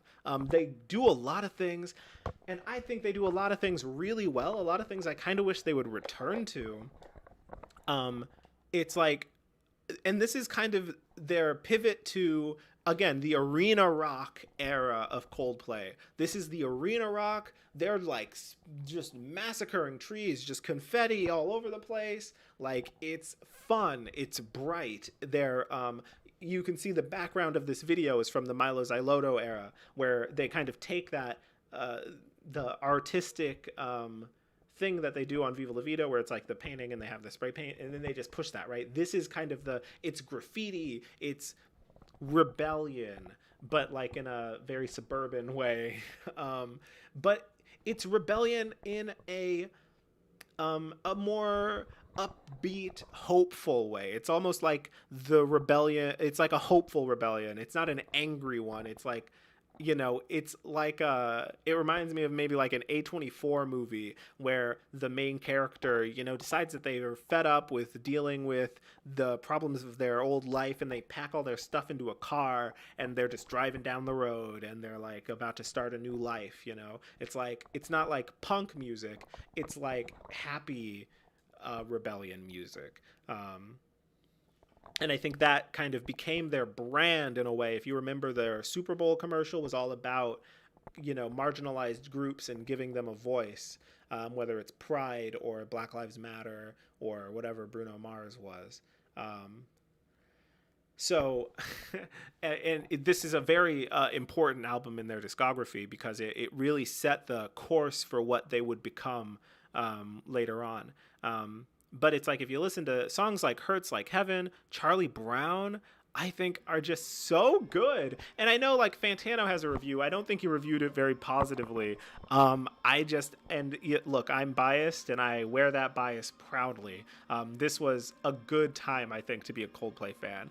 It's almost like seeing them grow up. I've never really understood. I've never really understood. Sorry, I'm going to turn this off because it's about to get loud. But I've never really understood people who are fans of someone, and then when they get big, like when they finally make it, they're like, oh, I liked their older stuff better. Like, they sold out, right? I feel like this was Coldplay selling out in the best possible way, where it's like all of the things that I loved about their music up until this point are incorporated into that. Something like Us Against the World or UFO, which is one of my favorite Coldplay songs, UFO, are so indicative of songs that they've done in the past. But there's just something about, like, there's a sheen, a gloss, a glisten to them that only comes from being fucking millionaires and having conquered the world in terms of music. And it's like, it's nice to see. It was nice to see Coldplay do the rock star thing, be bigger, make bigger music, while remaining true to their, you listen to Major Minus, right? And be careful when you're walking into view. Ooh, ooh, ooh, ooh. Got one eye on the road. It's like, it's good stuff. It's good stuff. And honestly, okay, I'm getting ready. I think I'm ready to launch into this album, but we still got a few more to go, and we might as well finish it. Recommendations on Milo Xyloto: Hurts Like Heaven, Charlie Brown, Major Minus, UFO, and you know what? Princess of China too. Throw Princess of China in there, and then let's just say Don't Let It Break Your Heart and Up With the Birds. Really nice songs, all really great songs. Unfortunately, this is basically where it ends. This is where I think Coldplay stopped being good on average. The next album, Ghost Stories, 40 minutes long, 9 songs. This album is awful. This album is not good. It's not good album. Um, Geez, I'm struggling to, and I had a lot of hope. I thought I've embarrassed myself a lot up to this point. If you're still here almost 2 hours in, then I'm just going to assume that you are a friend, not foe. I'm going to assume that I can be honest here.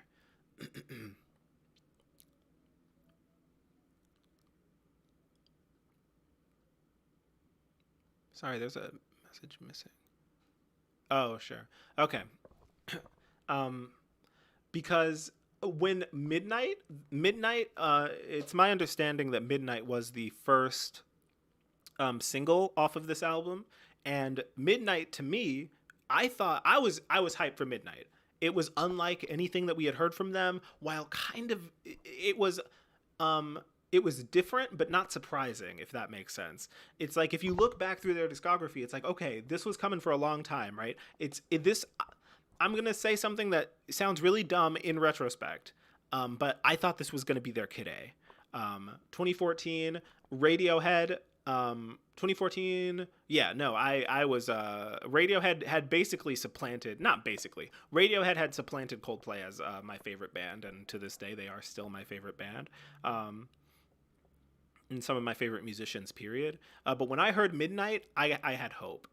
I was like, this is something different. This is something really, I don't know. It's something different. It reminds me a lot of Kid A, not the album, the song Kid A, just in the way that it's, the feeling, I guess, the emotions that it evokes. Just a nice pulsating.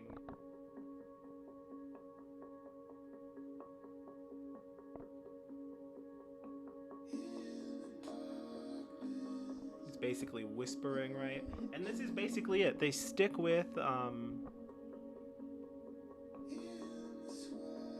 this very silent, like, it doesn't build too much. I think it builds in a really beautiful way. Here, this is kind of the emotional or the core of the song. This little,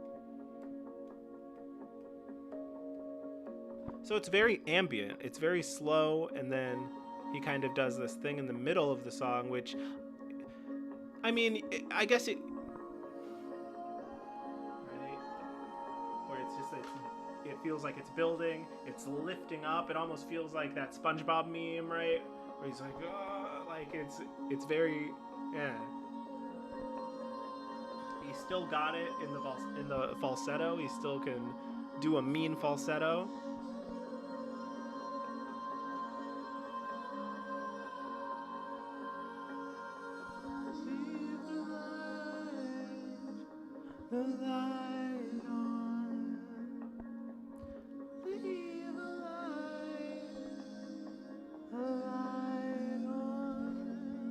And then it kind of builds. We get that kick drum, and it's like, oh, this is cool. I thoroughly enjoyed that, right? But then you have songs like fucking Magic, where it's just boring, and it's another fucking love song.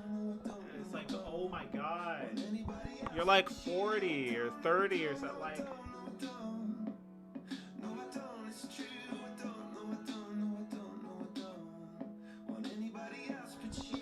Where their drummer has been replaced. Their drummer lost his job to automation, dude. Like, where are the drums? Like, it's just a drum machine. It's very poppily produced. Sorry. When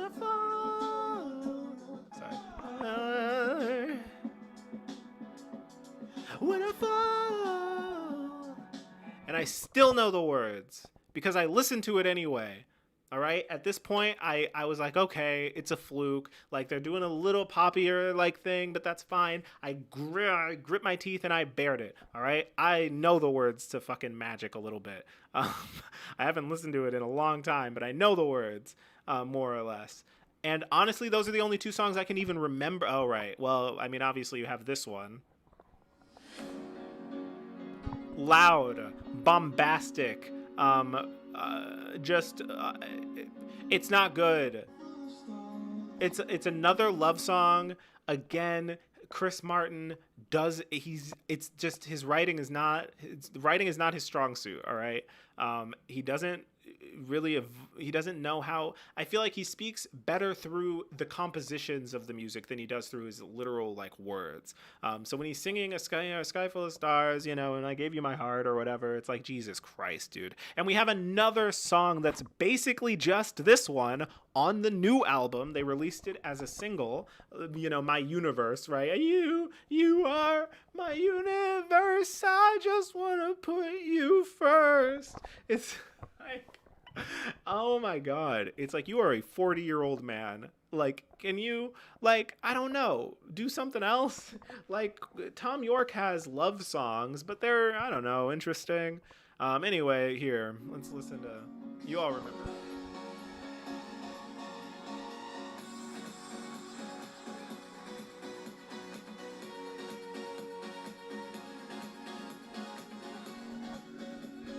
And I mean, just to like go back, it's like this is, I don't know, to me, it feels like a bastardization of what they were kind of going for on Milo Xyloto. Milo Xyloto had this weirdly, almost like a carnival kind of feeling to it.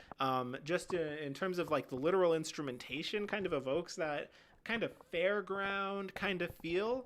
Um, and the literal way that they play the guitar is very sparkly and glistening, and they have a lot of songs that we can listen to this opening instrumental again, right?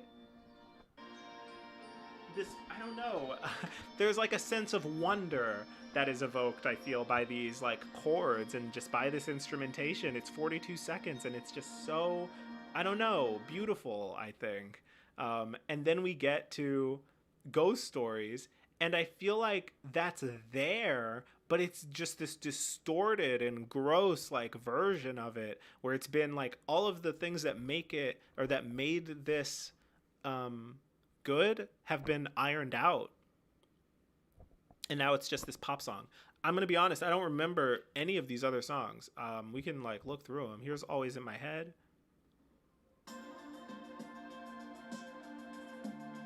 We got trap hi-hats. We got, it's, again, it there's just a sterility to it. It's very slow. It's very plotting. The beat, like the drums are just kind of, they kind of hit the 2 and 4 or whatever. It's just the way he uses, and the way that he's like using his voice. There's like a different focus here, I feel. I'm probably not explaining this very well, but then we get to A Head Full of Dreams. This is what, four, no, this is, yeah, four, no, this is next year. This is the next year. We get another album, and this is just a dark time, all right? This is a dark time for me, where it's like all of the things, this is like the album where all of the things that I liked about Coldplay have now been successfully subverted, and they're doing them, and I recognize them, and I think that it's fair to say that maybe I just grew out of it. This is the point where I grew out of kind of the stage in my life where I could enjoy what Coldplay was doing, and that I only like the old songs because I grew up with them. But here's my issue with this, right? This is where, okay, now all of the things that I was talking about before is good, and they're doing them here, but it's in the service of a pop song. You could say, well, all of their music was pop songs, and it's like, yeah, but not like this. Now, kind of having gone through it all, I feel like I can explain this part a little bit better. There is, when I said what I said before about there being a shift in focus, I think I know what that is now. Such a big part of Coldplay's music for like 4 albums they had a very consistent tone, and that's what I was saying about the tone. There's something about their music that's similar. It evokes a very similar emotion. If you go all the way back to Only Superstition, all the way back to the Blue Room and that version of Don't Panic, through to Parachutes, through A Rush of Blood to the Head, through X and Y, through Viva La Vida. There is a consistent kind of melancholic tone to all of their music, even when it's like more big in scope, even when it's larger in scope and more rock oriented. There's a tone, a melancholic tone to the music that is gone. And when they make that shift into pop music, their music becomes, and like I said before, right? What song was I talking about? That there's like a hopeful tone to it, but it's still, there's still that edge of melancholy and very almost, sad, very sad boy music. And they make this pivot to pop music, and that's when the music starts getting just sickeningly sweet and bright and upbeat, in a way that I'm not going to say it feels disingenuous, but it was not what I had come to love about Coldplay's music. And again, in these more typical pop songs, I feel like there's less to distract you from his lyrics. And the lyrics, just, if there's one thing that's been consistent about Coldplay over the course of their career, it's Chris Martin's lyrics aren't very good. Wow, by the time we get to this new album, my voice is going to be gone. I'm probably going to need to take a break. Maybe split this into two parts.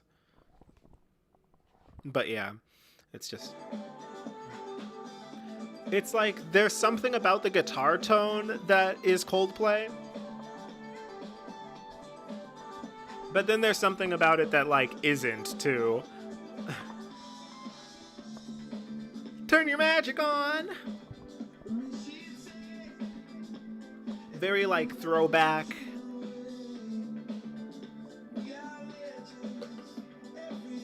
We are legends every day. That's what she told me. Turn your magic on. To me she'd say, everything you want to dream away. We got Tuvlo on here. Wasn't there a song with Beyonce? Was that this one? Why isn't she featured or credited?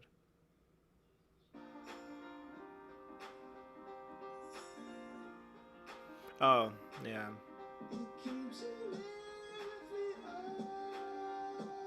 And again, I'm glad he's...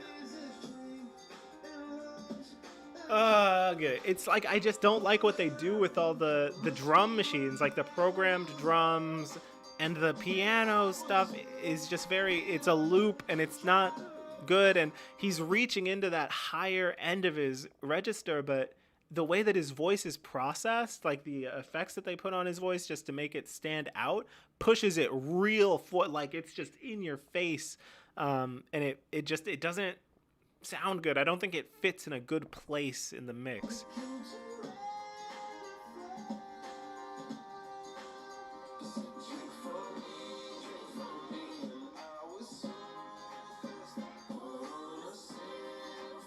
It's also like, why Beyonce? Why Beyonce for this song? Like, why?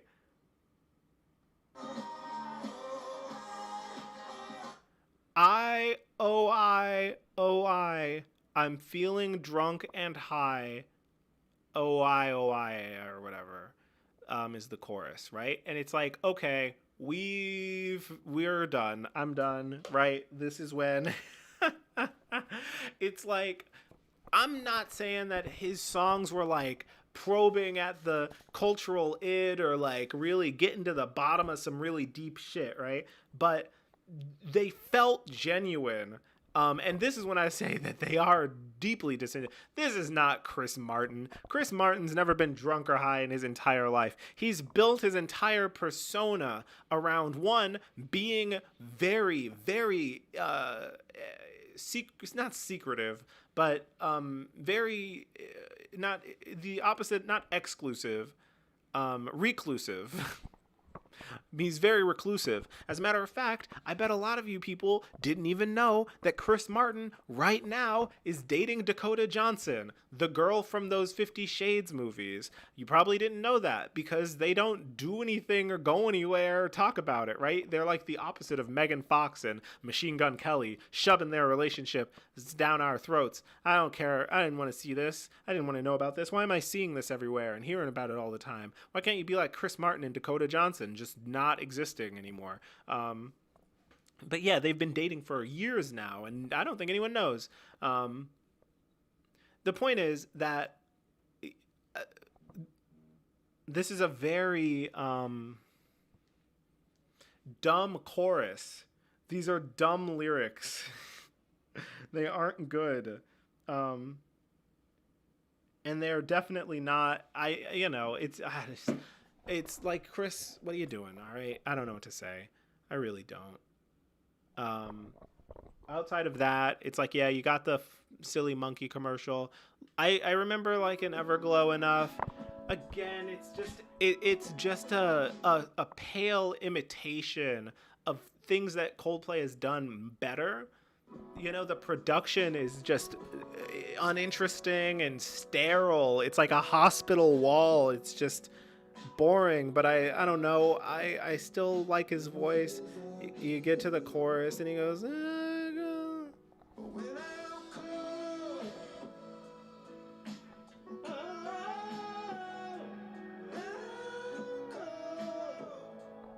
you can hear the pitch correction on his voice, by the way.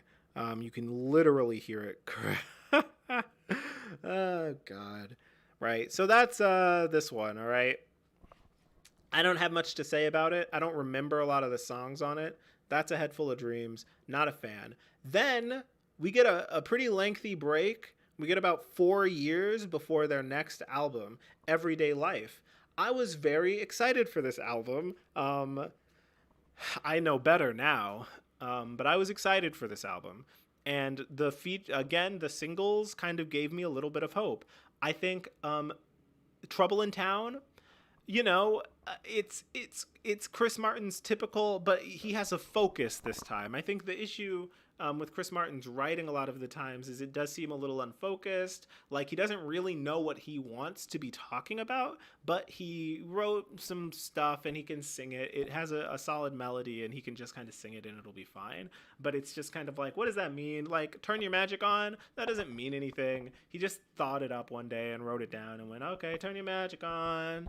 To me, she said, okay, so there's like a little bit of a story here. There's like a narrative. You're talking to someone, right? But it's like, this song isn't about anything. Like, you know, there is no deeper meaning to any of these words. You can just tell. But here with Trouble in Town, it's a song. This was in 2019. This album came out. If you didn't know they released an album in 2019, I do not blame you. But with Trouble in Town, what we have is a song that's about something. It's about injustice. It's about the injustices faced by marginalized communities. And if you're thinking Chris Martin isn't exactly the type of or isn't exactly the one that you'd want to hear about that from, I don't blame you. But it's a good song, and I think that it uses a lot of, it's a good return to form for Coldplay. It's more rock oriented. All of the band members are present and accounted for. It has a great build that I'd actually kind of like to see more in popular music. Does it come off a little Macklemore white privilege-y? Yes, but you know what? I'll defend Macklemore's white privilege too. I don't know about white privilege 1, but I liked white privilege 2, and I like this. I like it when people try to do something instead of just like, oh, well, it's not my place to speak on this. It's like, no, please use your platform to do something other than make like mediocre pop music, right? And then we get a bunch of other songs. Now, Arabesque, I really like Arabesque. I like what it does. It reminds me of Life in a Glass House, the Radiohead song at the end of Amnesiac, right? He kind of uses this really nice, and again, like I said before with Viva La Vida, I think Coldplay is at their best when they are playing around with instrumentation and playing around with different instruments and like really broadening the scope of the influences that they are drawing upon. So we have two discs here. This album is 52 minutes. They used to put all that on one disc. I remember when they did that. And it's just like, oh boy, like something like Church.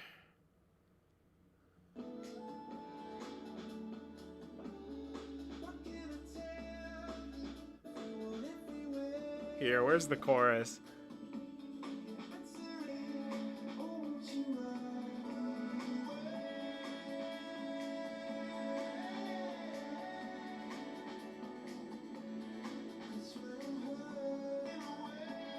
It reminds me of Circles.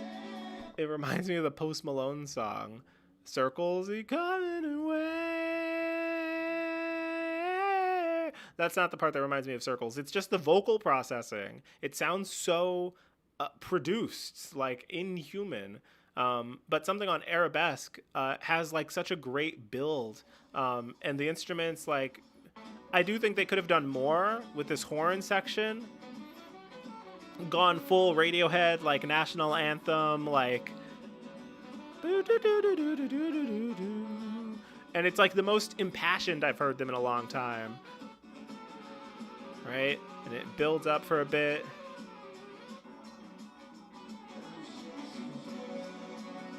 And there's a key change that really works too. And I mean, I don't know. I guess at this point they've kind of settled into their designation as like the world's band. I did watch a really good video about Coldplay where the guy was saying that, you know, in order to embody, they wanted to be the biggest band in the world. And in order to do that, they needed to break free of any particular culture's way of doing music and do something more universal. So it's like they can't do things that are only really relevant to London, to Britain, or only really relevant to the West. Like they really took from a lot of different influences, a lot of different inspirations to become a band that everyone could like see something in. And I think this is a great example of that. But it's more ambitious than I'm used to them being, right?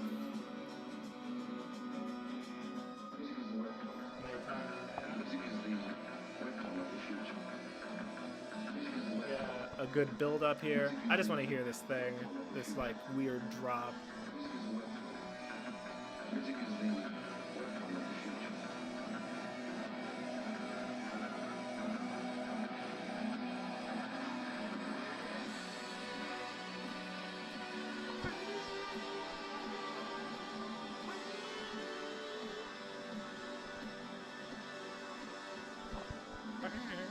And it's like it's simple. It is. It is. But at this point in my history with Coldplay, I was starved for anything. All right, it's simple, but I feel like again, it's simple but effective. Just like I've been saying about them this whole time. And yeah, I don't know. And then they take all of that momentum, and then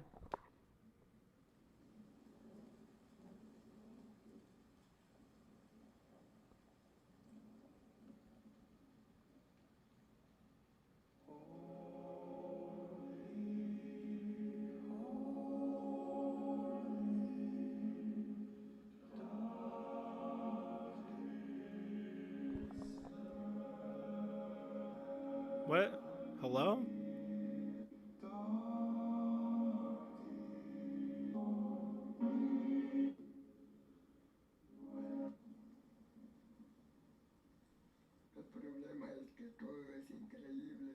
And it's like I don't know what the like story of this album is, or if there is one, or what the fuck is going on. I do feel like that was a waste of momentum. I actually kind of mistook that for another one. Where is is that Broken? The gospel song?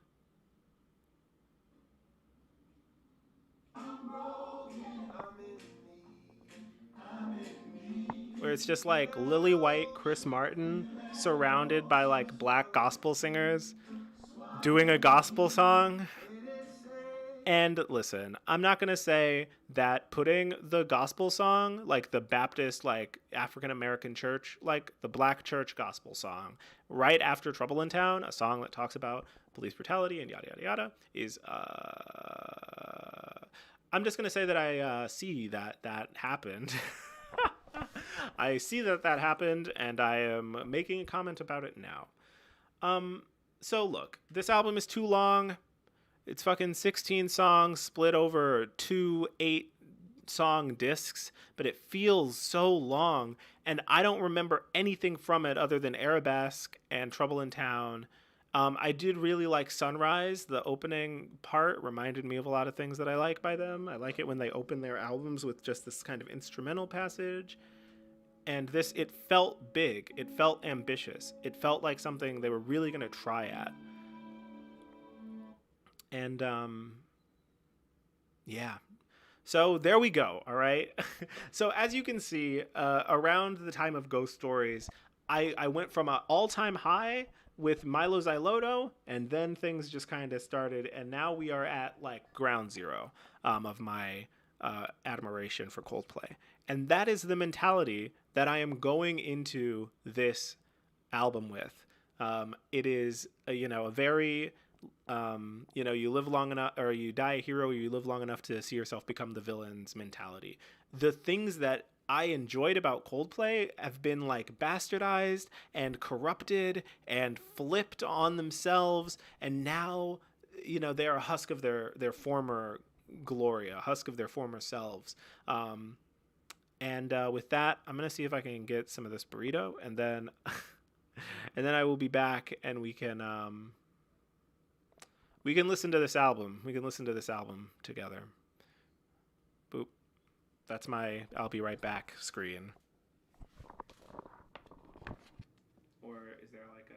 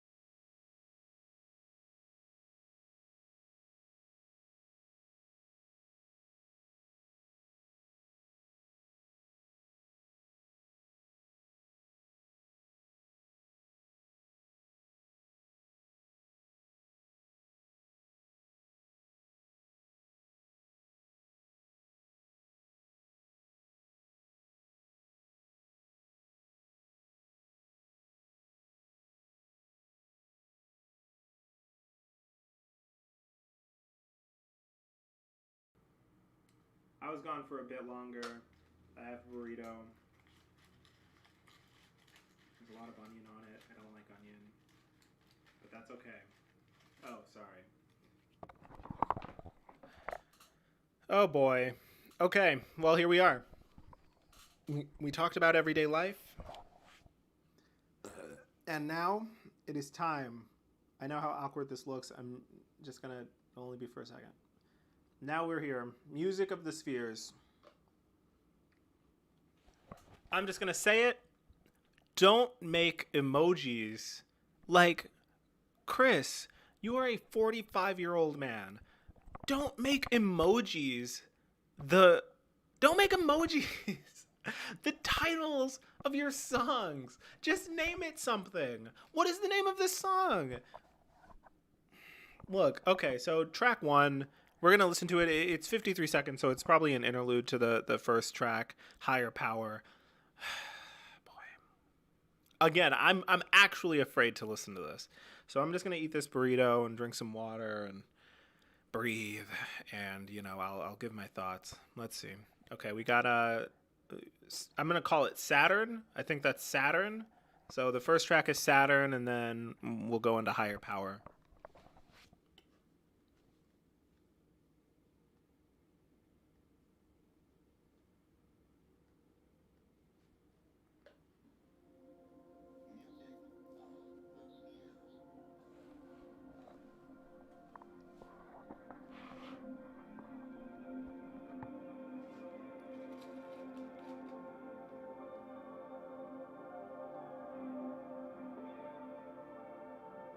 Actually, sorry, I don't mean to cut out the or ruin the momentum. But yeah, I guess it's worth saying that as far as I can tell, this is like a space themed thing, which honestly I feel like they already did with X and Y, but they're doing it again. Um, like I imagine that it's going to be a lot of the same sounds as X and Y, lots of pads, lots of atmospheric synths, and I don't know, but worse because that had a basis in rock music, that thing that Coldplay used to make. So it's like it never got to one note because they were always finding interesting ways to mix that atmospheric and spacious atmosphere. Did I say atmospheric atmosphere with rock music? This, I imagine, is not going to be that so much. It's just going to be pop music, and maybe there will be like an atmospheric like element to it, but we'll see. That's what I'm expecting. I also am not excited about any of the features on this. I don't know. I'm not looking forward to it. All right. So we'll listen to it, and then also I know that Brad Taste of Music did a video about this, and I'm gonna watch it immediately after I'm done here. But holy shit! All right, I am not looking forward to it. Is the point? Okay, back to the song.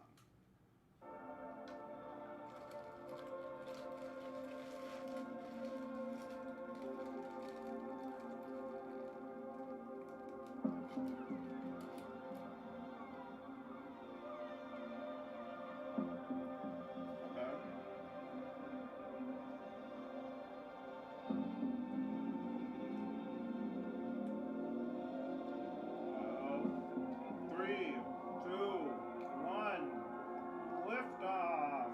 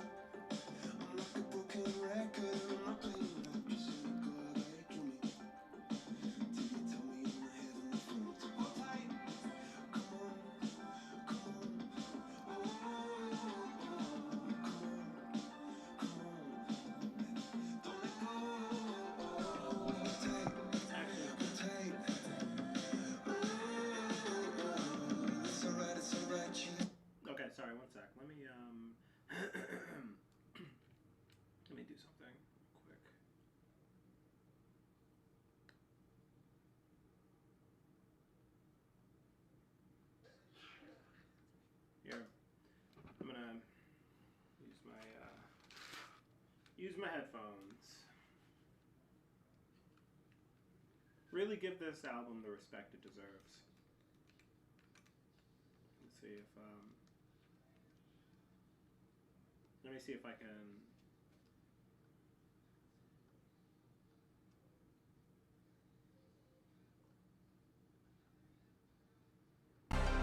And she really someone I wanna know.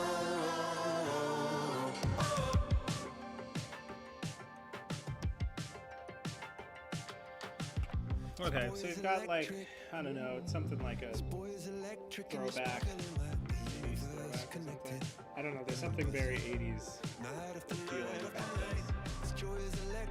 I'm honestly just ignoring his vocals.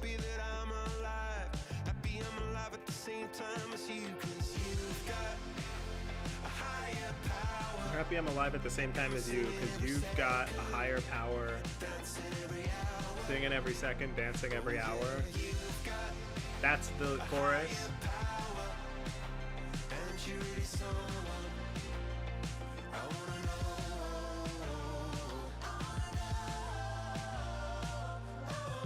Is that St. Vincent? Is that St. Vincent?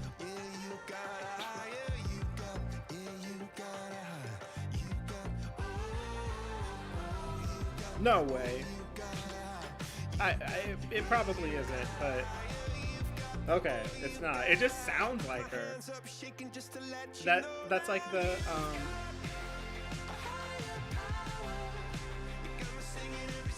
that is a. It's not a good. It is not a good.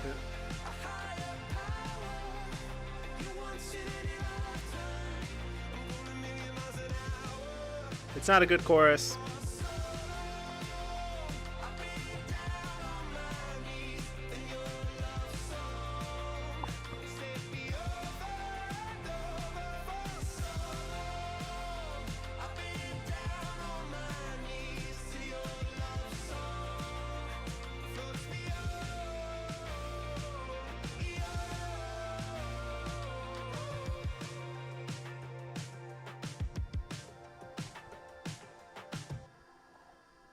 Is that the song?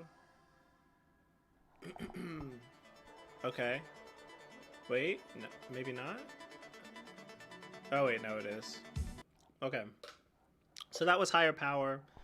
Like, what do I say? Again, the writing isn't very good. I think that with these more pop focused, sorry, I'm talking. With these more pop focused like tracks, there's just less going on to distract you from how bad the lyrics are. I thought that was St. Vincent for a second, because something about that, whoa, it really reminds me of what she did on the Gorillaz on Song Machine. What was the song she was on? Chalk Tablet Towers. I'm here, will right? I don't think that was on purpose, but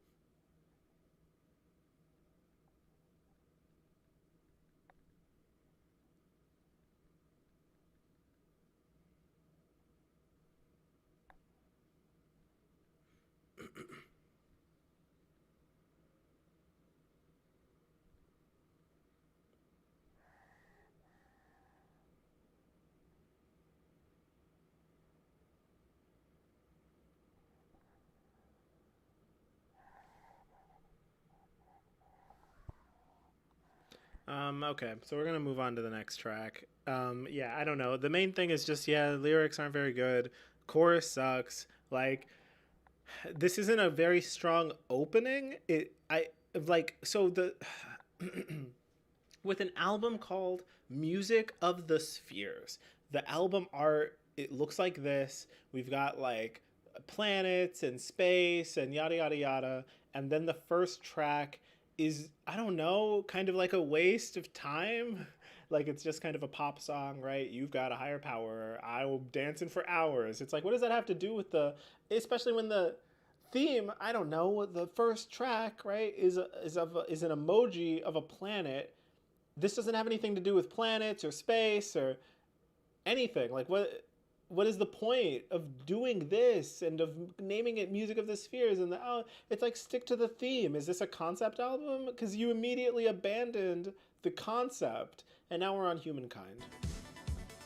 Again, like 80s throwback.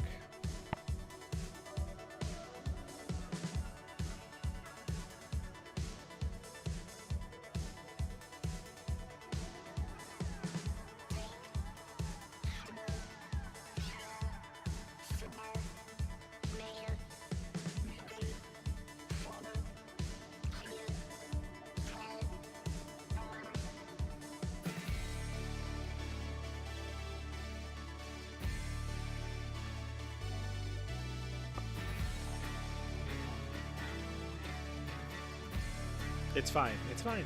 It's fine. Today I heard the strangest. I heard the strangest song. I just hate the pseudo storytelling. A DJ, a star away, yes. Playing it to turn us on. I just like, it's like, look, we've been down this road before. I know you're not gonna tell a story. It's like these half stories where he introduces like characters or like narrators, but then it doesn't like mean anything or go anywhere. It's just like, I heard a song, and it's like, okay, so we're talking about you and what you're doing. You hearing the song? I don't know. And it's, I don't know, like what was the other one, like, oh, you know, again she said. It's like, who is she? Like, who are you talking to? Why is she telling you this on an adventure of a lifetime? Like, what's the adventure? So now we're on Humankind. I assume this is gonna have something to do with people. I don't understand what the 80s throwback stuff has to do with Music of the Spheres and planets and space and stuff. We're gonna go back. Today I heard the strangest. I heard the strangest song.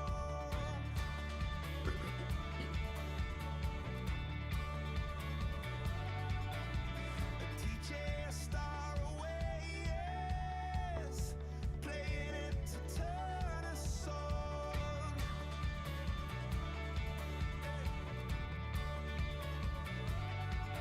My heart started glowing. I feel it inside. It's flowing. I say, I know, we're only human. I know, how we design, yeah. Oh, I know, we're only human. From another planet, still they call us humankind. Is that a pun? Today I had the strangest. I'm feeling Is that a pun? Is the pun like, even on other planets they call us humankind? Like we should be kind to each other? Is that the idea? Is that what he's saying? Does anyone know what the song is about? Okay. Well, he's talking about planets, so, you know, that's something.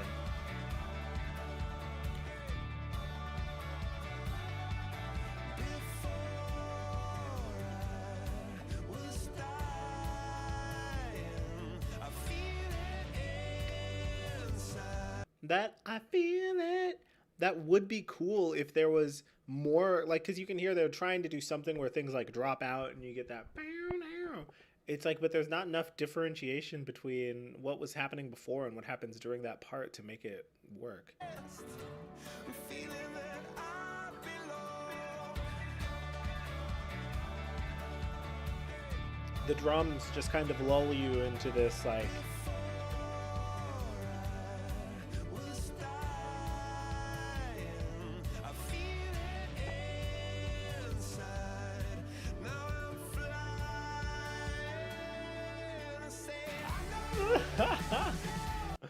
sorry. I need to hear that again.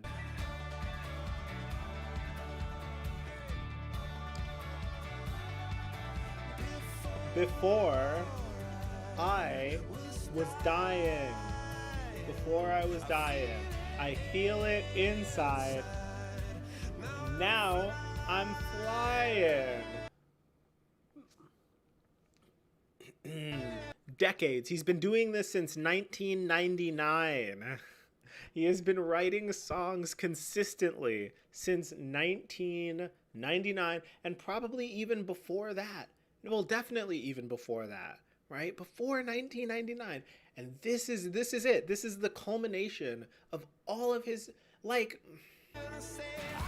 this is why it's like there's no point in even there's no point in even listening to the lyrics. Like, there's no point in even committing brain cells to figuring out what these songs are about.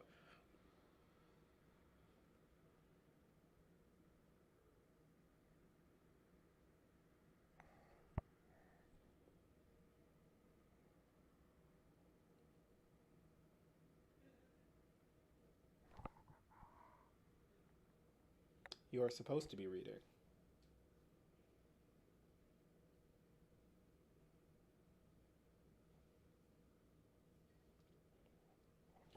All right, we've still got half a song to go. Jesus. All right.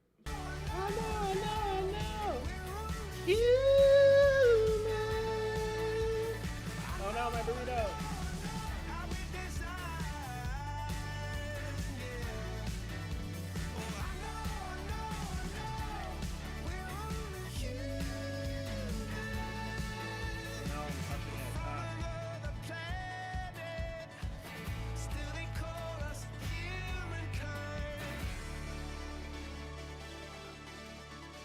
I'm gonna be honest, the whole 80s thing.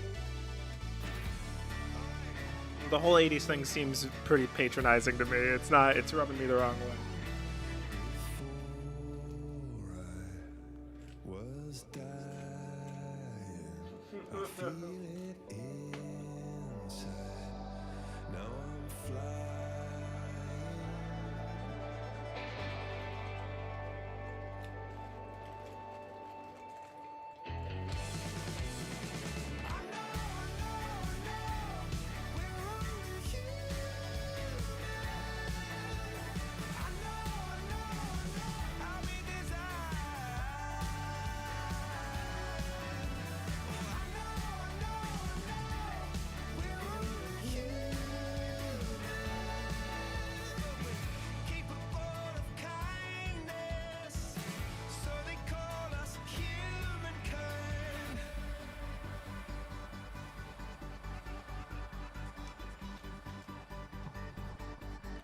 Corny.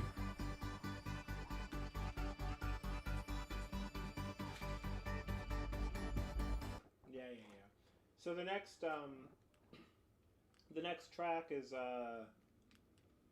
Sparkle, like a little sparkle. I'm gonna call it Sparkle, and it's another interlude. It's 53 seconds, exactly the same as the last one.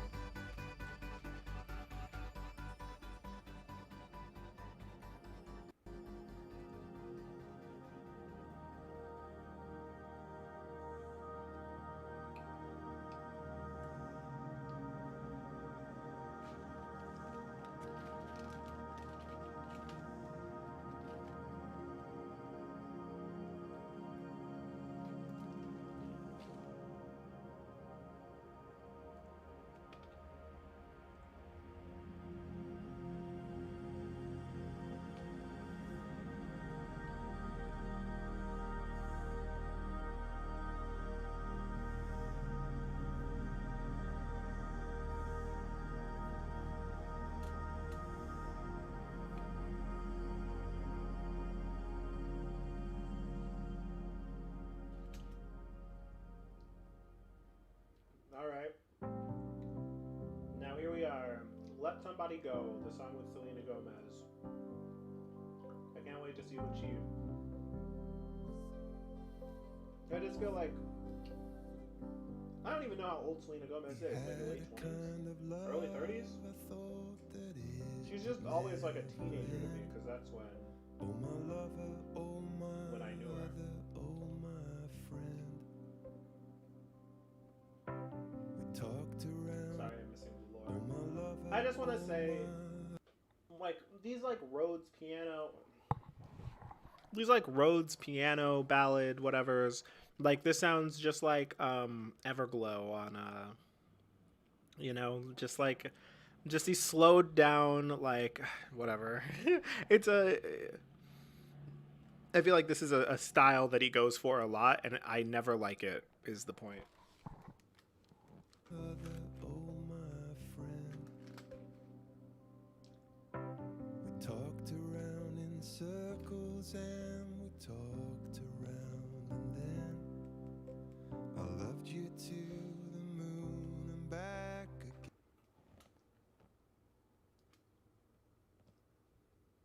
We talked around in circles, then we talked about again.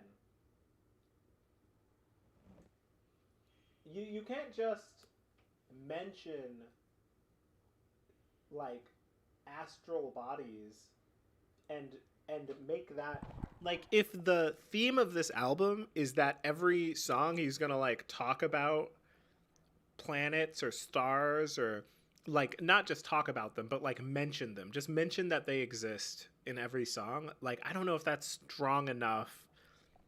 Like he mentioned the moon, so it technically plays into the theme of the album now, even though it's just him saying I loved you to the moon and back, which is a thing that people say. Does he have anything bigger? Are there any grander ambitions in terms of what you're trying to do here? Round in circles and we Talked around in circles, talked around, and then I I loved you to the moon and back again.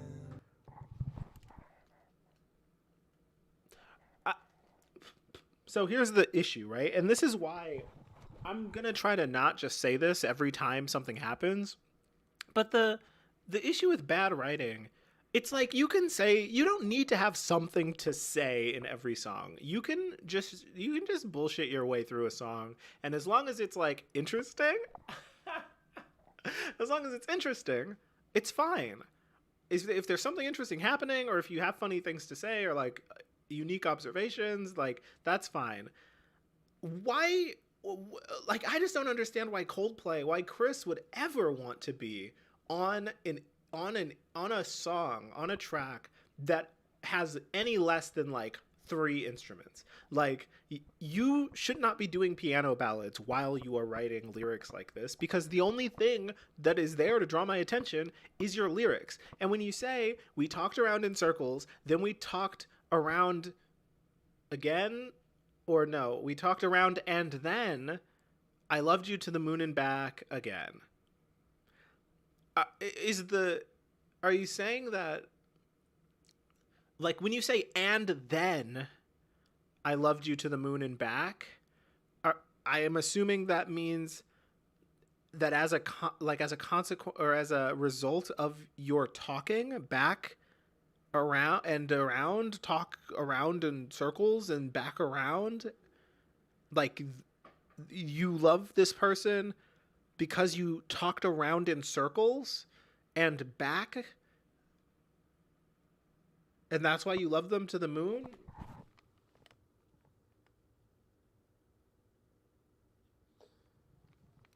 Okay, anyway, he's gonna have to let him go. You gave everything this golden glow. Is that Selena Turn Gomez? off all the stars. Was that Selena Gomez? I know Oh, stars? Stars? that it hurts like so to let somebody go. Did he just say it hurts like so? All the storms we weathered, everything that we went through. Now without you, what on earth am I to do? When I called the mathematicians and I asked them to explain, Is that what she sounds like? I love didn't. is only equal to the pain. And when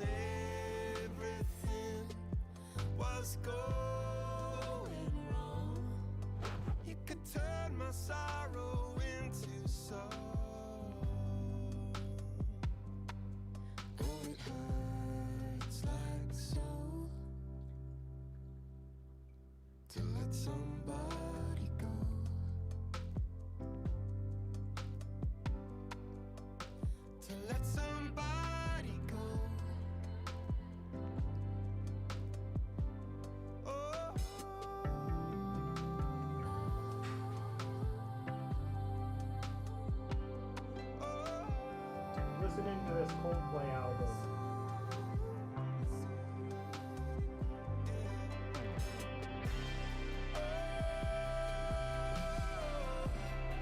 When you love somebody, What about it?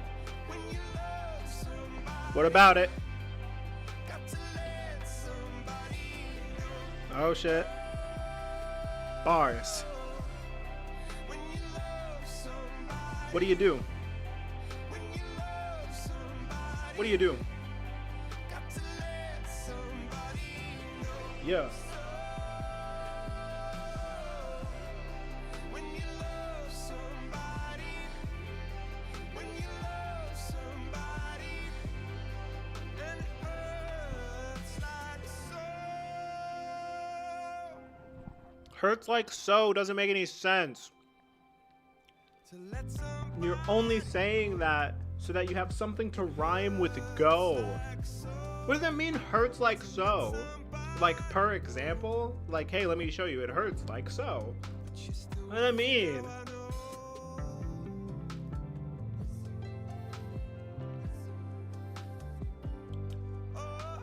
Ah!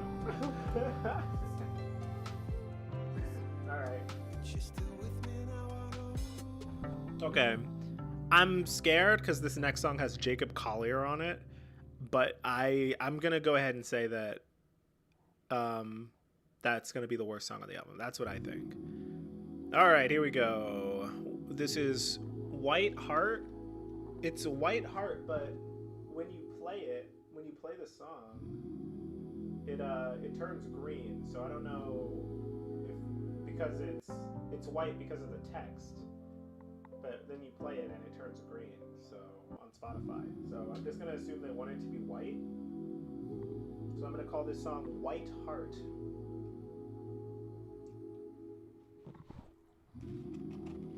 Is that Jacob Collier? I don't know who We Are King is. But I don't know. I hear humming, so it's either Kid Cudi or Jacob Collier. Boys don't cry. Boys, keep it all inside. Okay, he's taking on toxic masculinity in this Tried song. to hide it underneath. Also, Chris, you are a 45-year-old man. You are not a boy. You're a man, dude. My human heart only got a human heart. Really? I wish Breaking news, everyone. Chris Martin only has a human heart. It's weird. You know, you'd think with all that money he's got, he could afford, like, some other kinds of hearts. You know, there are lots of good hearts out there. Honestly, like, human hearts aren't even, like, in the top 5, I would say, as far as...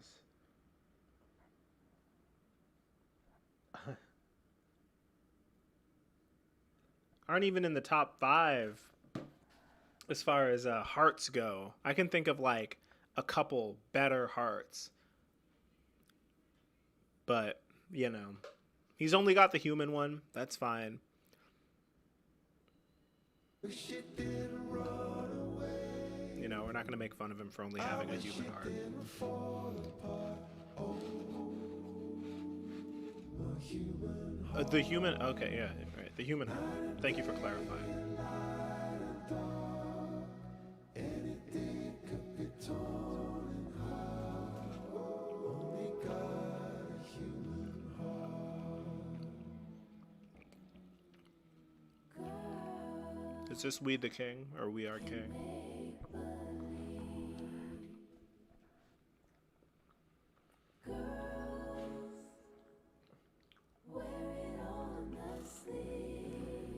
Okay, we got a little girl versus boy action.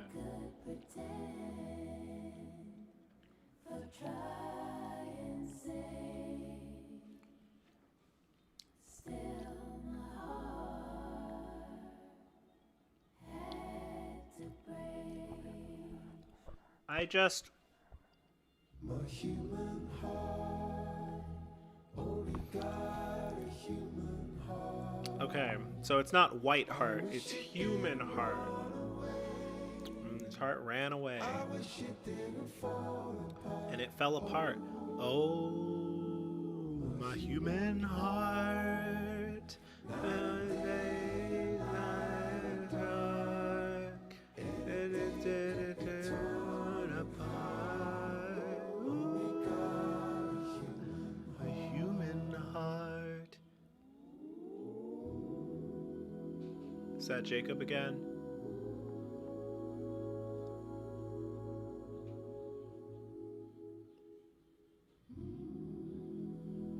Again, it's like, what was the point of that? I don't know, whatever. Okay, I see an E over there. I see an E. This next song is explicit. It's called People of the Pride. I'm expecting some, like, Lion King, like, kinda...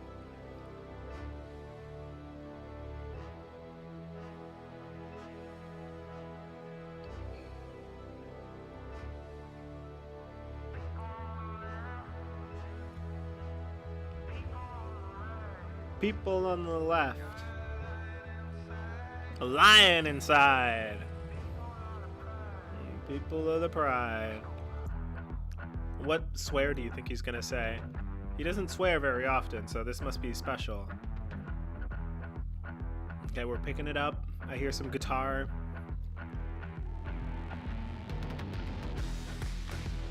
I'm sorry, Muse? Muse, is that you?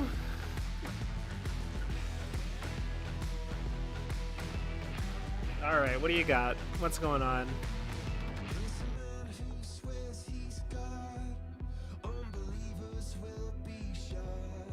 Okay.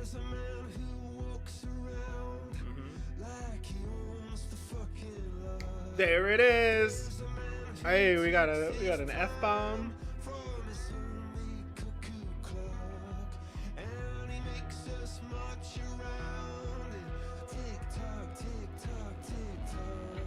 Okay. Now this is Muse as fuck, alright? I can't get rid of that, but honestly, I'll take it. I'll take it.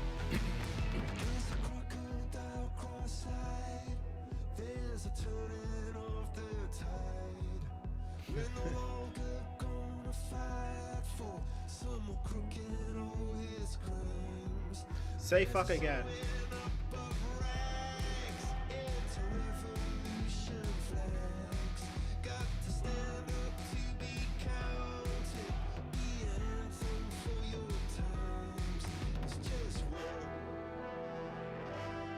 I do wish they'd do more with trumpets. I feel like they're almost there. They're so close to doing something interesting with them. After like arabesque. It's just work. It's not easy. And we could all be blown apart. But heaven is a fire escape. You try to cling to in the dark. It's just work. Heaven is a fire escape you try to cling to in the dark. That's something. That's something. I like that line.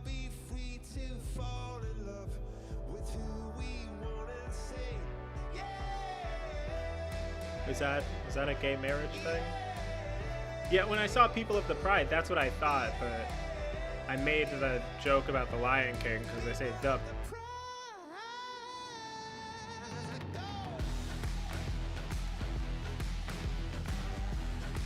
But now I'm not entirely, because they did mention lions at the beginning. I'm not, again, I'm not entirely sure what the song is about. Like, he did say something about, it's obviously about, like, the socio-political climate, but from what side, I'm not entirely sure. Obviously, it's something that's probably more socially liberal because it's Coldplay. I guess that's about marriage equality. You know what? Fuck it. I'm gonna give that song a heart. I'm giving that song a heart. All right, there you go. I got one. We got one, ladies and gentlemen. Ladies and gentlemen, we got one. I like that song. That's a good song. It's all right. All right.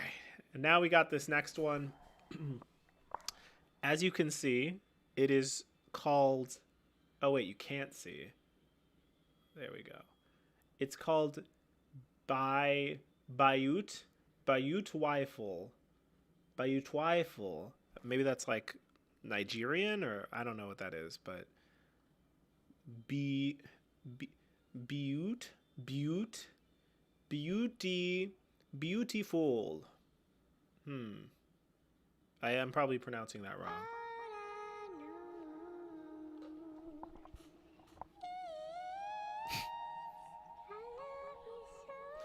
I all right, that's fine. What is this, like like neo soul, like contemporary R&B? Oh no, he's doing it the whole song. Oh no, the whole verse.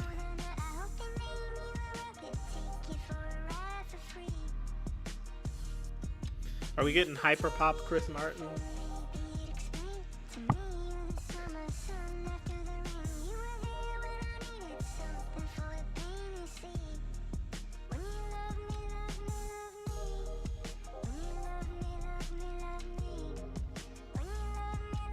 There's no way.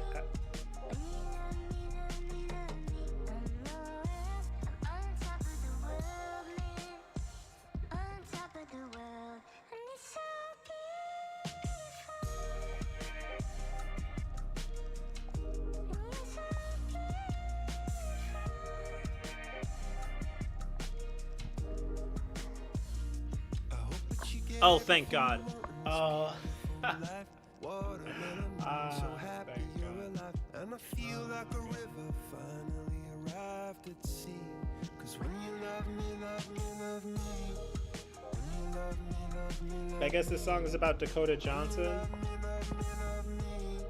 When you love me, love me, love me. I know I'll be on top of the world, man. On top Wow. of the world. That's really interesting. You know, I've heard a lot of love songs over the course of my life, and you know, I think this is the first one that has compared the feeling of being loved by another person to being on top of the world.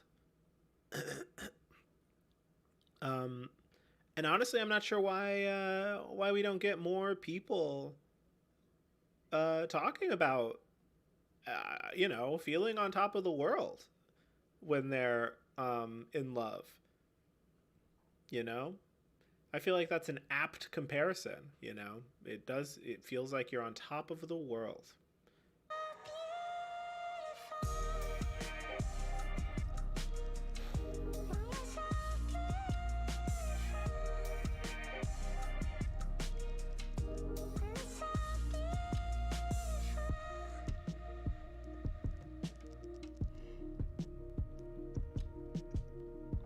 I'd also just like to say, I'm going to see if I can explain this in a way that makes sense.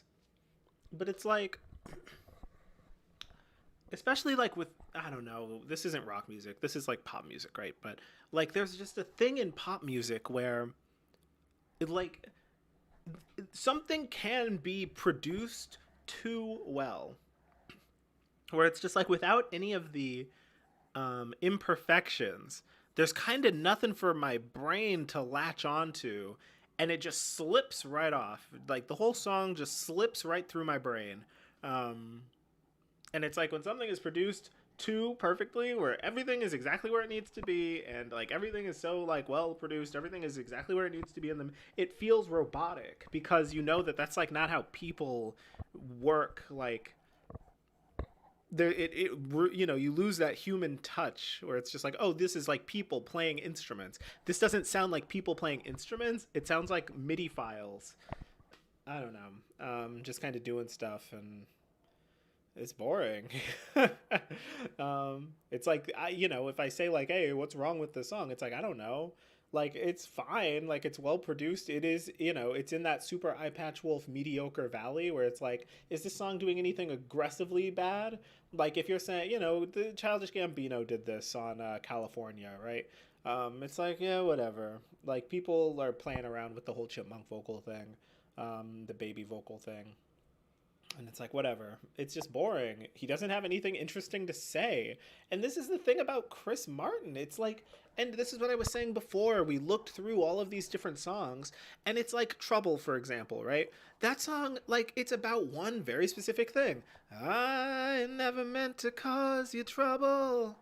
I never meant to do you harm. That's it. That's the whole song, right? All this stuff about like a spider web, like it's like whatever. Like what's he talking about? I don't know. Oh no, I see spider webs tangled up with me, and I lost. Like it's a metaphor for not wanting to cause you trouble. Whatever. That's the point of the song, right? What's Yellow about? You know, I wrote you a song. It's called Yellow. You want to hear it? That's it. That's the whole song. It's like his lyrics have never been his strong suit. It's what he does with the instrumentation and the effectiveness with which he evokes a particular emotion. And I think that the more pop the music gets, the more he loses his ability to evoke that emotion effectively, and it becomes like so sterilized and generic that I don't feel anything. I feel nothing. And in the way that all of those older songs still evoke those emotions within me, I listen to this and I go, wow, this is boring. This is boring. Like there's just not much going on here. It's just very modern production. Lots of drum machines and he doesn't have anything interesting to say. He writes so many love songs and he has nothing to say about love. He just doesn't. Like he has nothing to say about love in any meaningful way. Let's see. Let Somebody Go. I guess People of the Pride was kind of about love. I assume this Human Heart song was about love, right? All these songs are about love and he doesn't say anything. He has nothing interesting to bring to the conversation about love. And you don't even need to, like, again, we're not mapping the human genome here. You don't need to have some deep philosophical complex statement to make, but you can make a love song from a different perspective or like bring a unique experience to it. Like there's nothing here. Something like Gautier, right? Like Somebody That I Used to Know. That's a song about letting somebody go, but he takes it one step further by bringing in a feature that is a woman and can provide a different perspective to something that would have been a pretty standard, just like, oh, I'm mad at you because you did all this stuff. But then you get the female's perspective and she says, no, you were supposed to let somebody go and you couldn't, and that dragged on our relationship and that's why I left. You said that it wouldn't be a problem, but it was a problem and I don't want to deal with it, right? And it's like, that's a Let Somebody Go song that takes a step further and really explores the narrative of the relationship in question. This doesn't do that. It's not a song like, this is going to sound really confusing, but it's not a song about letting somebody go. It's a song about the concept of hypothetically needing to let somebody go and how it would hurt if that were to happen. But it's not a song from the perspective of someone who is in the midst of letting someone go. Adele, and you know, I have things to say about Adele too, but one thing that she's really good at, and she has help writing her songs, but that's fine.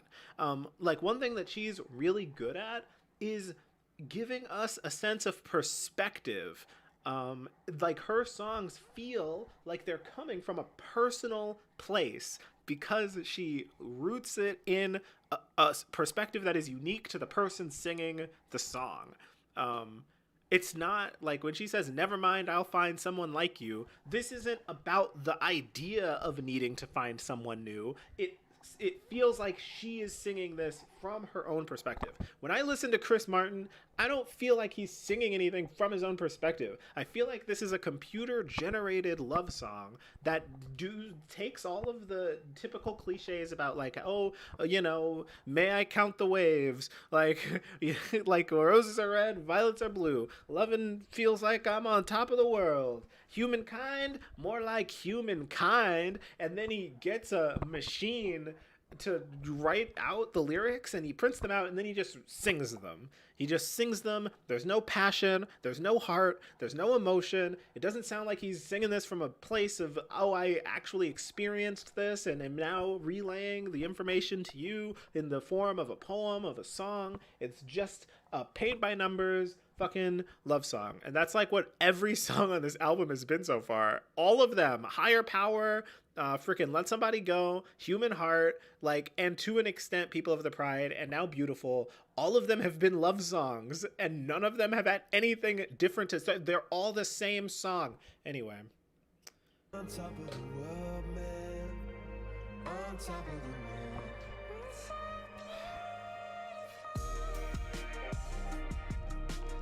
Like, it's like, yeah, he's on top of the, sorry, let's go back even further. When you love me, love me, love me. When you love me, love me, love me. When you love me, love me, love me. I know I'll be on top of the world. Wait, is he saying on top of the world, man? Is he saying on top of the world, man? Chris Martin gay confirmed?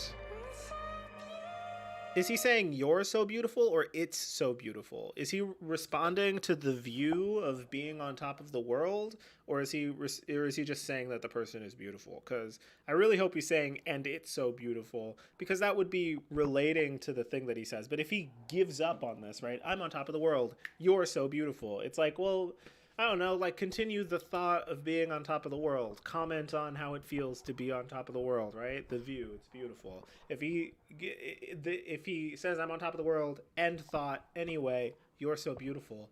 Again, it's like, even in it being generic, it fails. It fails in its being generic. I want to skip this. And we have another interlude. This is the third one. This is the third interlude, or the third, like, instrumental track. This one's only 21 seconds. Oh, and it's right before My Universe. Do I want to listen to My Universe? What is that? I don't even, is that an infinity?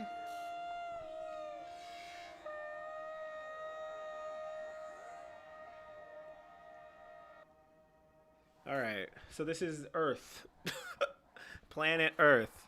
21 seconds.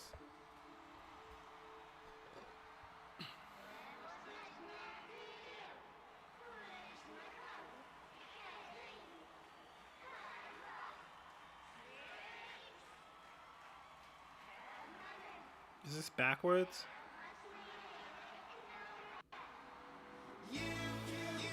Oh, God. Oh, this is so bad. It's so bad.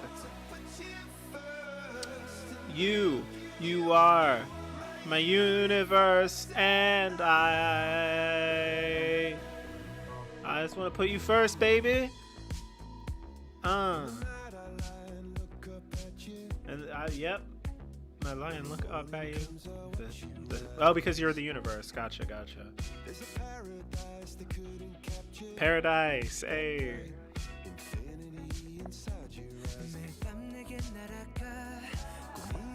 Honestly, BTS is the best part of this song, because I don't understand what they're saying, and I can just listen to the you are my universe, and I just want to put you first.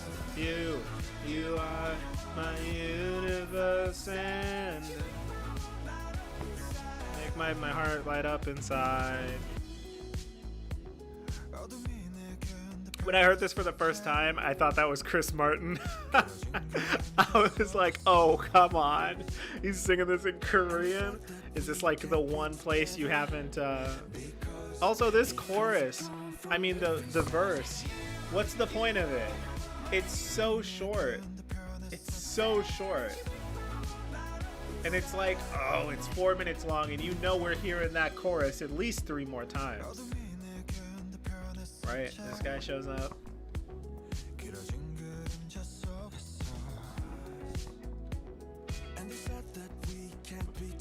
They said we can't be together because we're from different sides.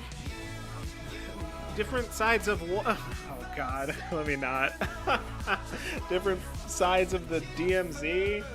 Like what? Different sides of what? Different sides of what?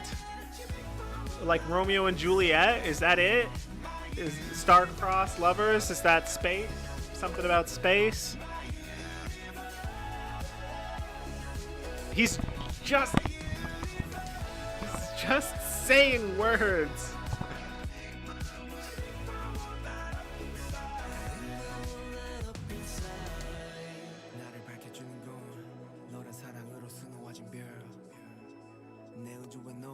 Is this song about North and South Korea? Yeah. Nah, that's what I said. Yep. I sure did. I didn't want to, but I did it. Oh, God. Maybe. Honestly, I wish. Can you imagine? I want to listen to a song about two, people on different. One of them's from North Korea, one of them's from South Korea, and and they can't love each other because it's like, that's a story. That's something. This is nothing. This is nothing. None of what anyone says has anything to do with what has been said previously or since. The only reason it's called My Universe in the first place is so that they can fit it into this bullshit planet space theme that they don't even do. They don't even do it. They just mentioned the stars at some point. It's all love songs. Every song on this album has been a fucking love song where he just goes, I look up to the stars, and it's like, okay, cool. There it is. Did it. Check. It's a space song now. It sounds like space now because I mentioned the planets, but it's not about anything. I don't know if you were here for the part where I said that Chris Martin doesn't have anything interesting to say about fucking love. He has nothing interesting to say, nothing to add to any. This is awful. Luckily for me, it's almost done. Luckily for me, it's also short.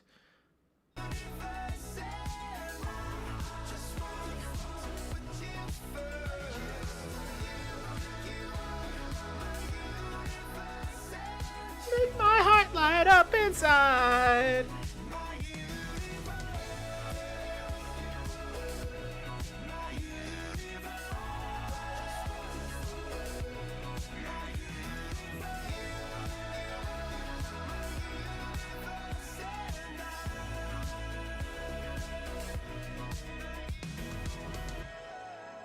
This is like 5 minutes. This is 5 minutes. This is 5 minutes of work, dude. This is 5 minutes of work. He sat down. He says, I don't know. You're my universe. I want to put you first. You're my universe. You make my heart light up inside. Bam. Done. Where's my $10 million? Where's my hundreds of millions of fucking dollars?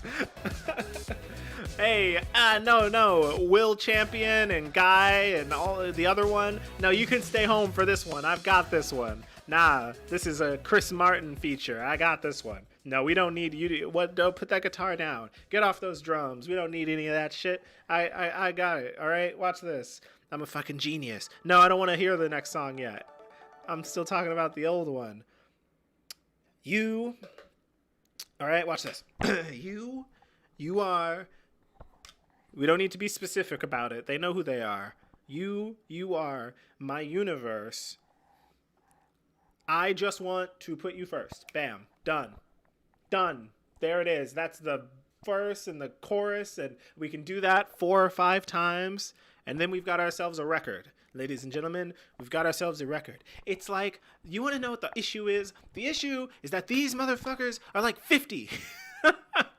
They're like 50 years old. They've been doing this shit for fucking 30 years. They've been doing this shit for 30 years. And they still write songs like teenagers. And maybe it's for teenagers. I don't know why. Like, I feel like Radiohead, like, the difference between Coldplay and Radiohead is that Radiohead, like, they're just doing what they want to do. Their music doesn't feel like a product that was focus grouped and tested. It feels like they have a genuine want to make these songs. It feels, even though, something like Nude, I don't know what like. I don't know what Tom York specifically, what experiences he's bringing to the table, what like he wrote the song like to elicit, or what story he's trying to tell. I don't know, but it feels like there is one. That's all that matters. It doesn't. You don't need to, in terms of like songwriting, like you don't need to have like, although a lot of people say, oh well, I can't write songs because I'm not interesting, right? Like I don't have interesting like things to say, or yada yada yada. And first of all, that doesn't stop Chris Martin, but like you don't need to have interesting things to say. You need to write interesting things and then perform them in a way that feels like you are bringing something to the table, or that you are getting this from a place of honesty, or an honest place, I should say. So it's like when Tom York says, don't get any big ideas, they're not going to happen. It's like, I don't know if he's speaking from experience. I don't know what the experience would be. There's obviously something going on here in terms of a relationship with a person. Maybe he doesn't want to be in a relationship with this person, or, like it could be a lot of things. I don't know. I don't have that information like nailed down, but I know that it sounds like he really believes in whatever it is that he's singing about. And the instrumentation is beautiful and lush, and it's well produced, and it's Radiohead.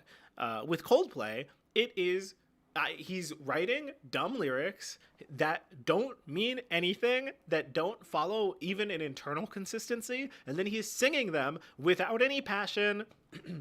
He's putting all these effects on his voice that drain it of its humanistic quality. And then it's also terribly produced. It's repetitive. It's just super pop oriented, but pop not in an interesting way. Like Billie Eilish is doing good pop music that is interesting and engaging. And she's writing as a, what is she, like 19, 20? as a 20-year-old. Like, she is writing deeper, more introspective, more intelligent, like, views on love and, like, what it means to be in the spotlight, and, like, even, like, letting people go. Like, a lot of the topics that are in this album, Billie Eilish is doing way better. Just better all around. Everything about it is better. Jesus. Anyway, here it is. Infinity sign. Well, look at that.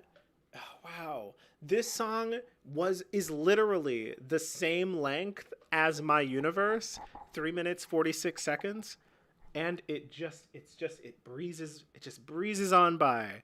I didn't even notice. You don't even feel it because he's not singing. I think that a huge problem, the problem with this album and with Coldplay recently, is that they've been leaning a lot more into Chris Martin's vocals, and Chris Martin, not vocals, his lyrics, and Chris Martin's lyrical ability is just not there. I don't think he can hold a whole song lyrically. But a song like this, that's just an instrumental, again, it plays into what made albums like Parachutes and Rush of Blood to the Head like so great, and even Viva La Vida. It play into the instrumentation. I think that they're good at that. Like, I think that they have a stronger leg to stand on when it's just an instrumental track.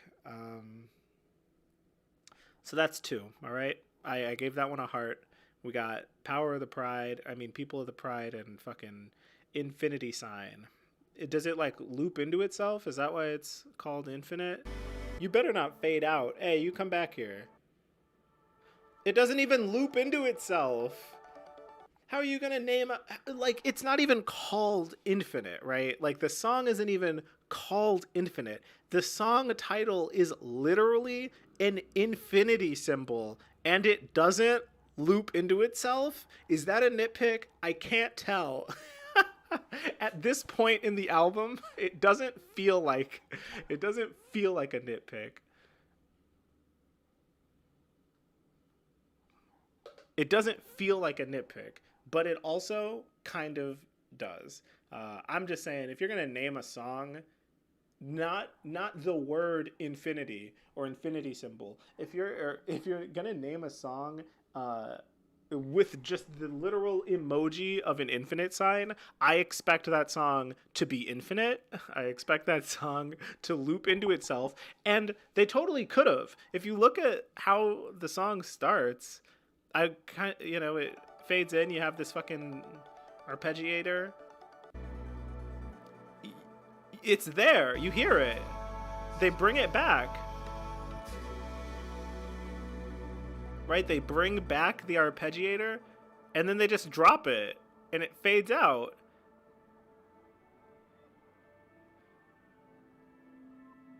All right, here we go. We're at Coloratura. This is a 10-minute song.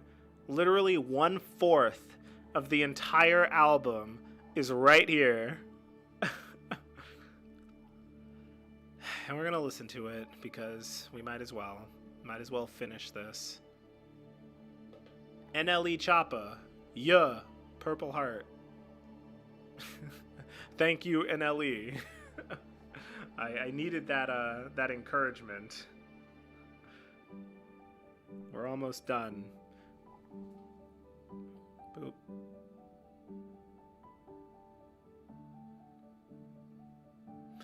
I have heard this. This was one of the singles, I think, that they put out.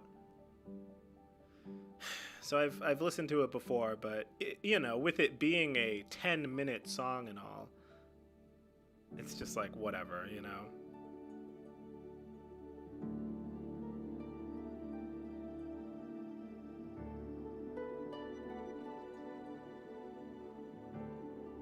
What? I guess, should I ask why NLE Choppa? What are you doing here? Why?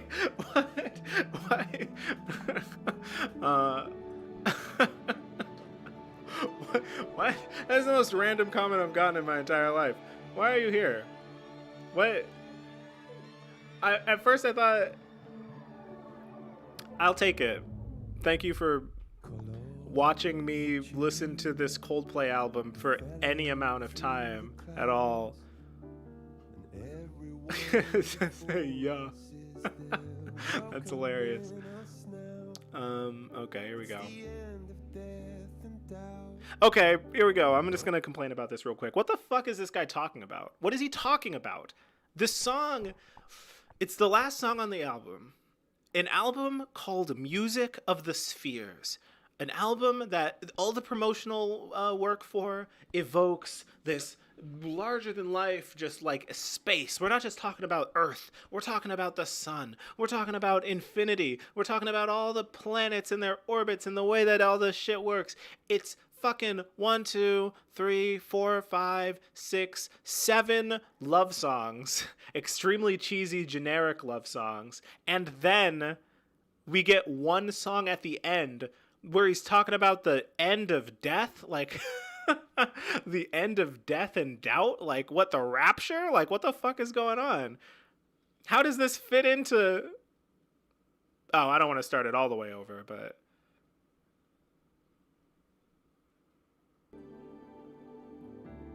I'm trying to figure out why NLE Choppa just posted yeah with a heart on it and then just left. NLE Choppa is a real musician. What? Why? Maybe he's a Coldplay fan. Maybe he likes Coldplay. I wouldn't have expected it. Works with Cole Bennett a lot. That's cool. I would rather fucking listen to fucking NLE Choppa. Why am I listening to fucking Coldplay? Alright, here we go. So I'm assuming he died and went to heaven? Is that how this album ends? With him dead? Loneliness is out. You tell loneliness you're out.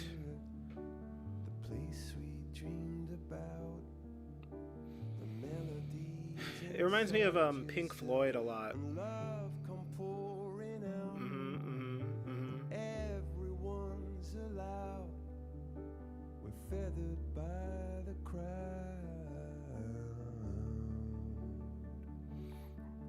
Like the lyrics in this song are like it's like listening to Trump.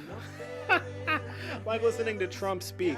When you're hearing the speech, it's really easy for it to just, in one ear out the other. I don't give a fuck what this guy is talking about, right?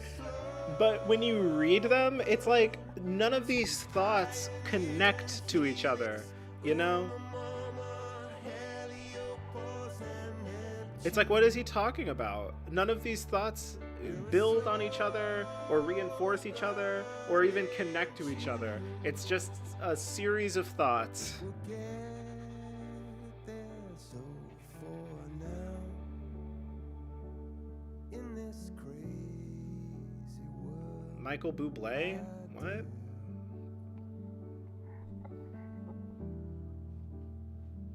I just want you.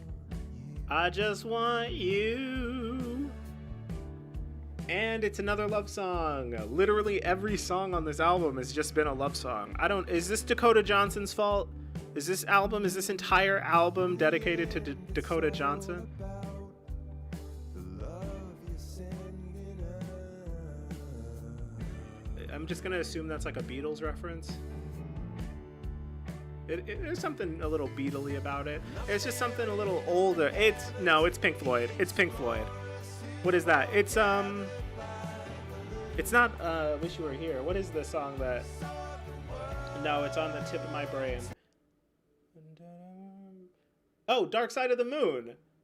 It's Dark Side of the Moon. And now that I think about it, that's probably intentional. I see you on the dark side of the moon. Right? That's probably intentional, right? NLE Choppa. Why did NLE Choppa? What the? I'm so, I don't understand. Why did NLE Choppa post a heart on my what? I'm confused. This confuses me. That's so wild. That's wild. I do not understand what just happened. He's just bored and saw the post. Oh, I can change the title?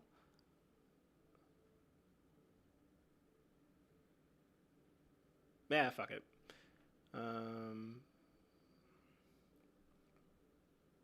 I didn't even do anything, but okay, that's cool. What's this?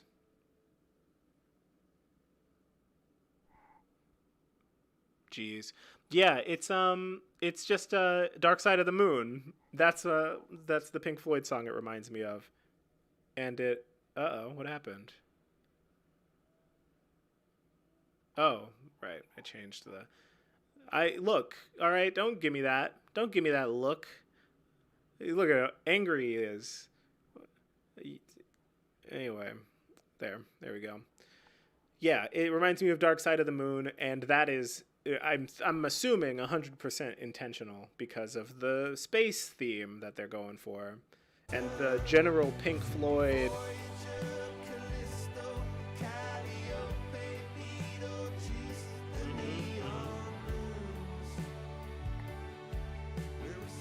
We're a slow burn into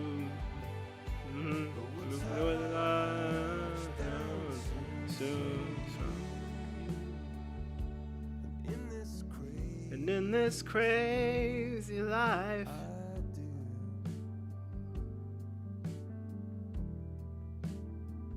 I just want you. Wow. Wow. Can someone please distract me from this? 10 minutes of this.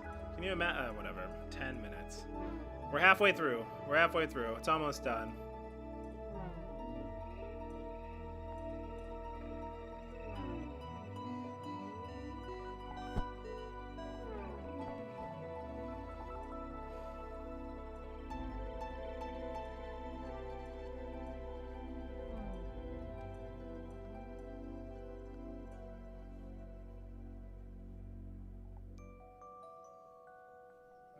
okay.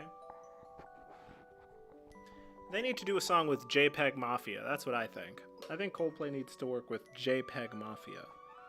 Someone needs to just inject some fucking hype into this.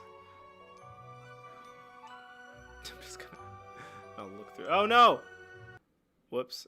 Oh shit. I opened up FL. Ah, damn it. Something went wrong with the playback. Oh no. Will it remember where? Nope. No, it will not.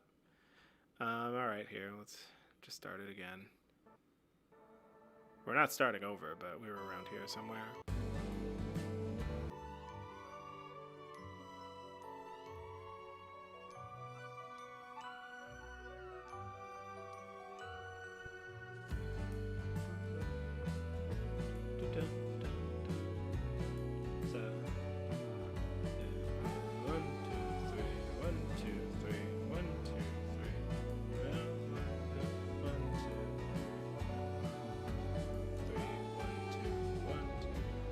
Oh, no. 1, 2, 3, 1, 2, 3. Is it 6?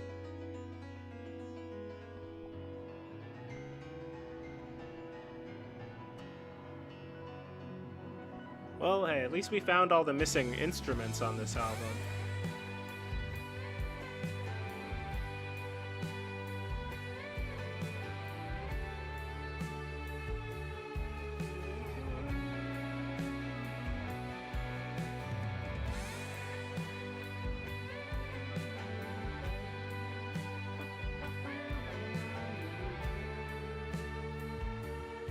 We're a slow bird.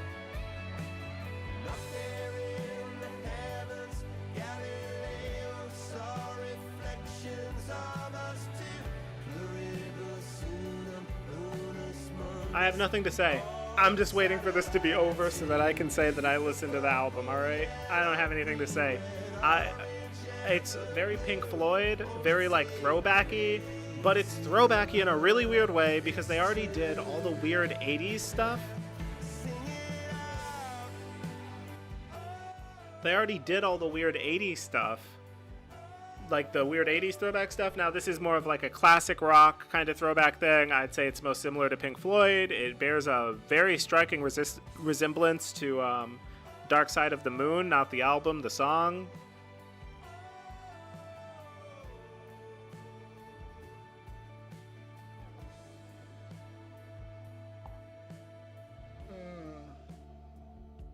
And in this crazy world, I do.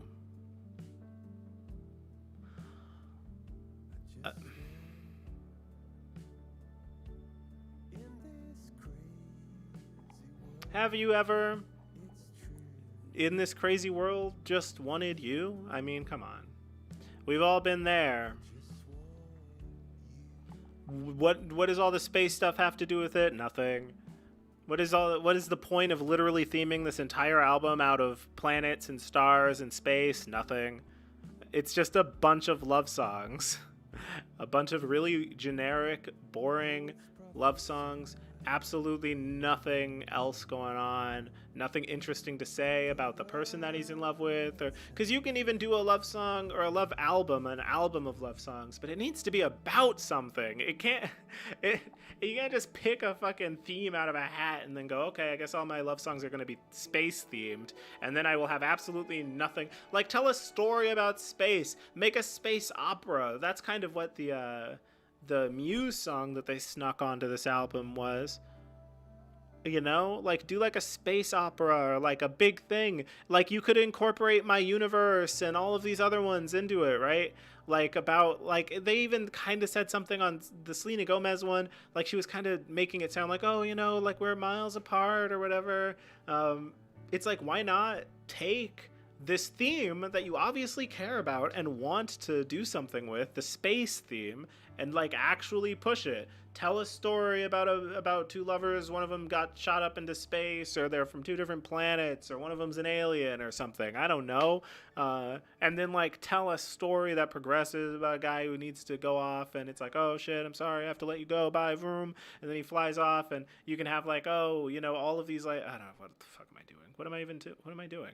All right. A couple more seconds.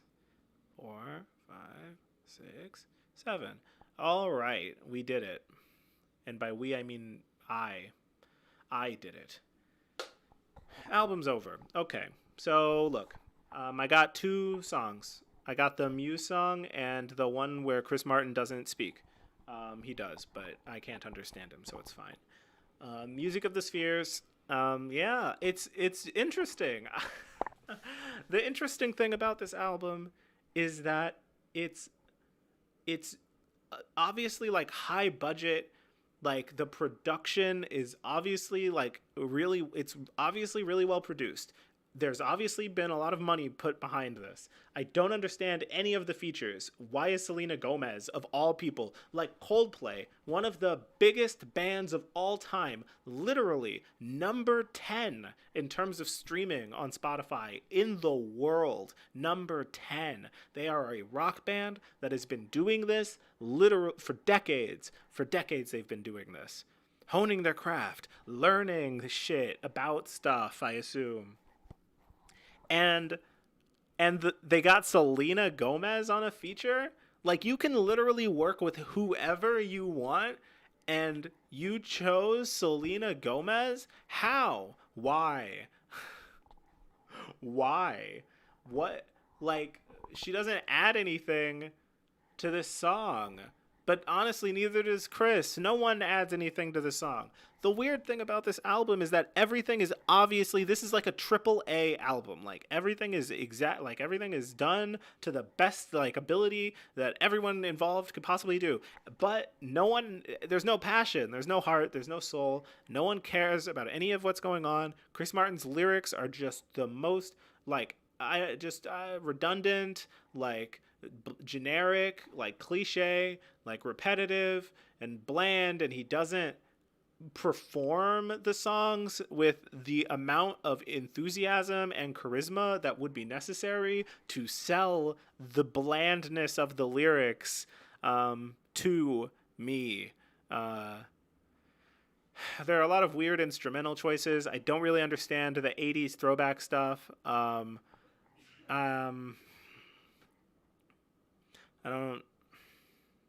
don't get like every song.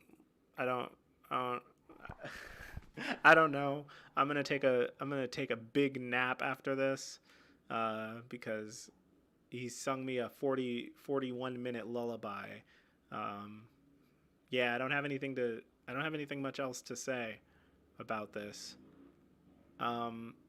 It's like, yeah, I don't know. I guess it's just another in a string of really disappointing albums from them. Listen to Viva La Vida. Listen to Viva La Vida. Listen to like, even like if this is like more your speed, or if you're saying like, oh, this is good, you're just dumb. Like, listen to Milo Xyloto and tell me they did it better here. You can't. Like, that is just untrue. Like, I don't know. Like, I can't think of a single thing that they did on this album that they haven't done just infinitely better on other records. So whatever. That's it. I did it. All right. It took 3 and it only took 4 hours. And there we go. 4 hours. All right. Well, I guess that's a good place to end it. Thank you to the 5 people that showed up. I woke up this morning and I thought, gosh darn it, Amateur Planet, I just felt a mighty need to listen through this live on stream. I don't know why, but I did it, and now you can't say that I didn't do it. This is Amateur Planet signing out.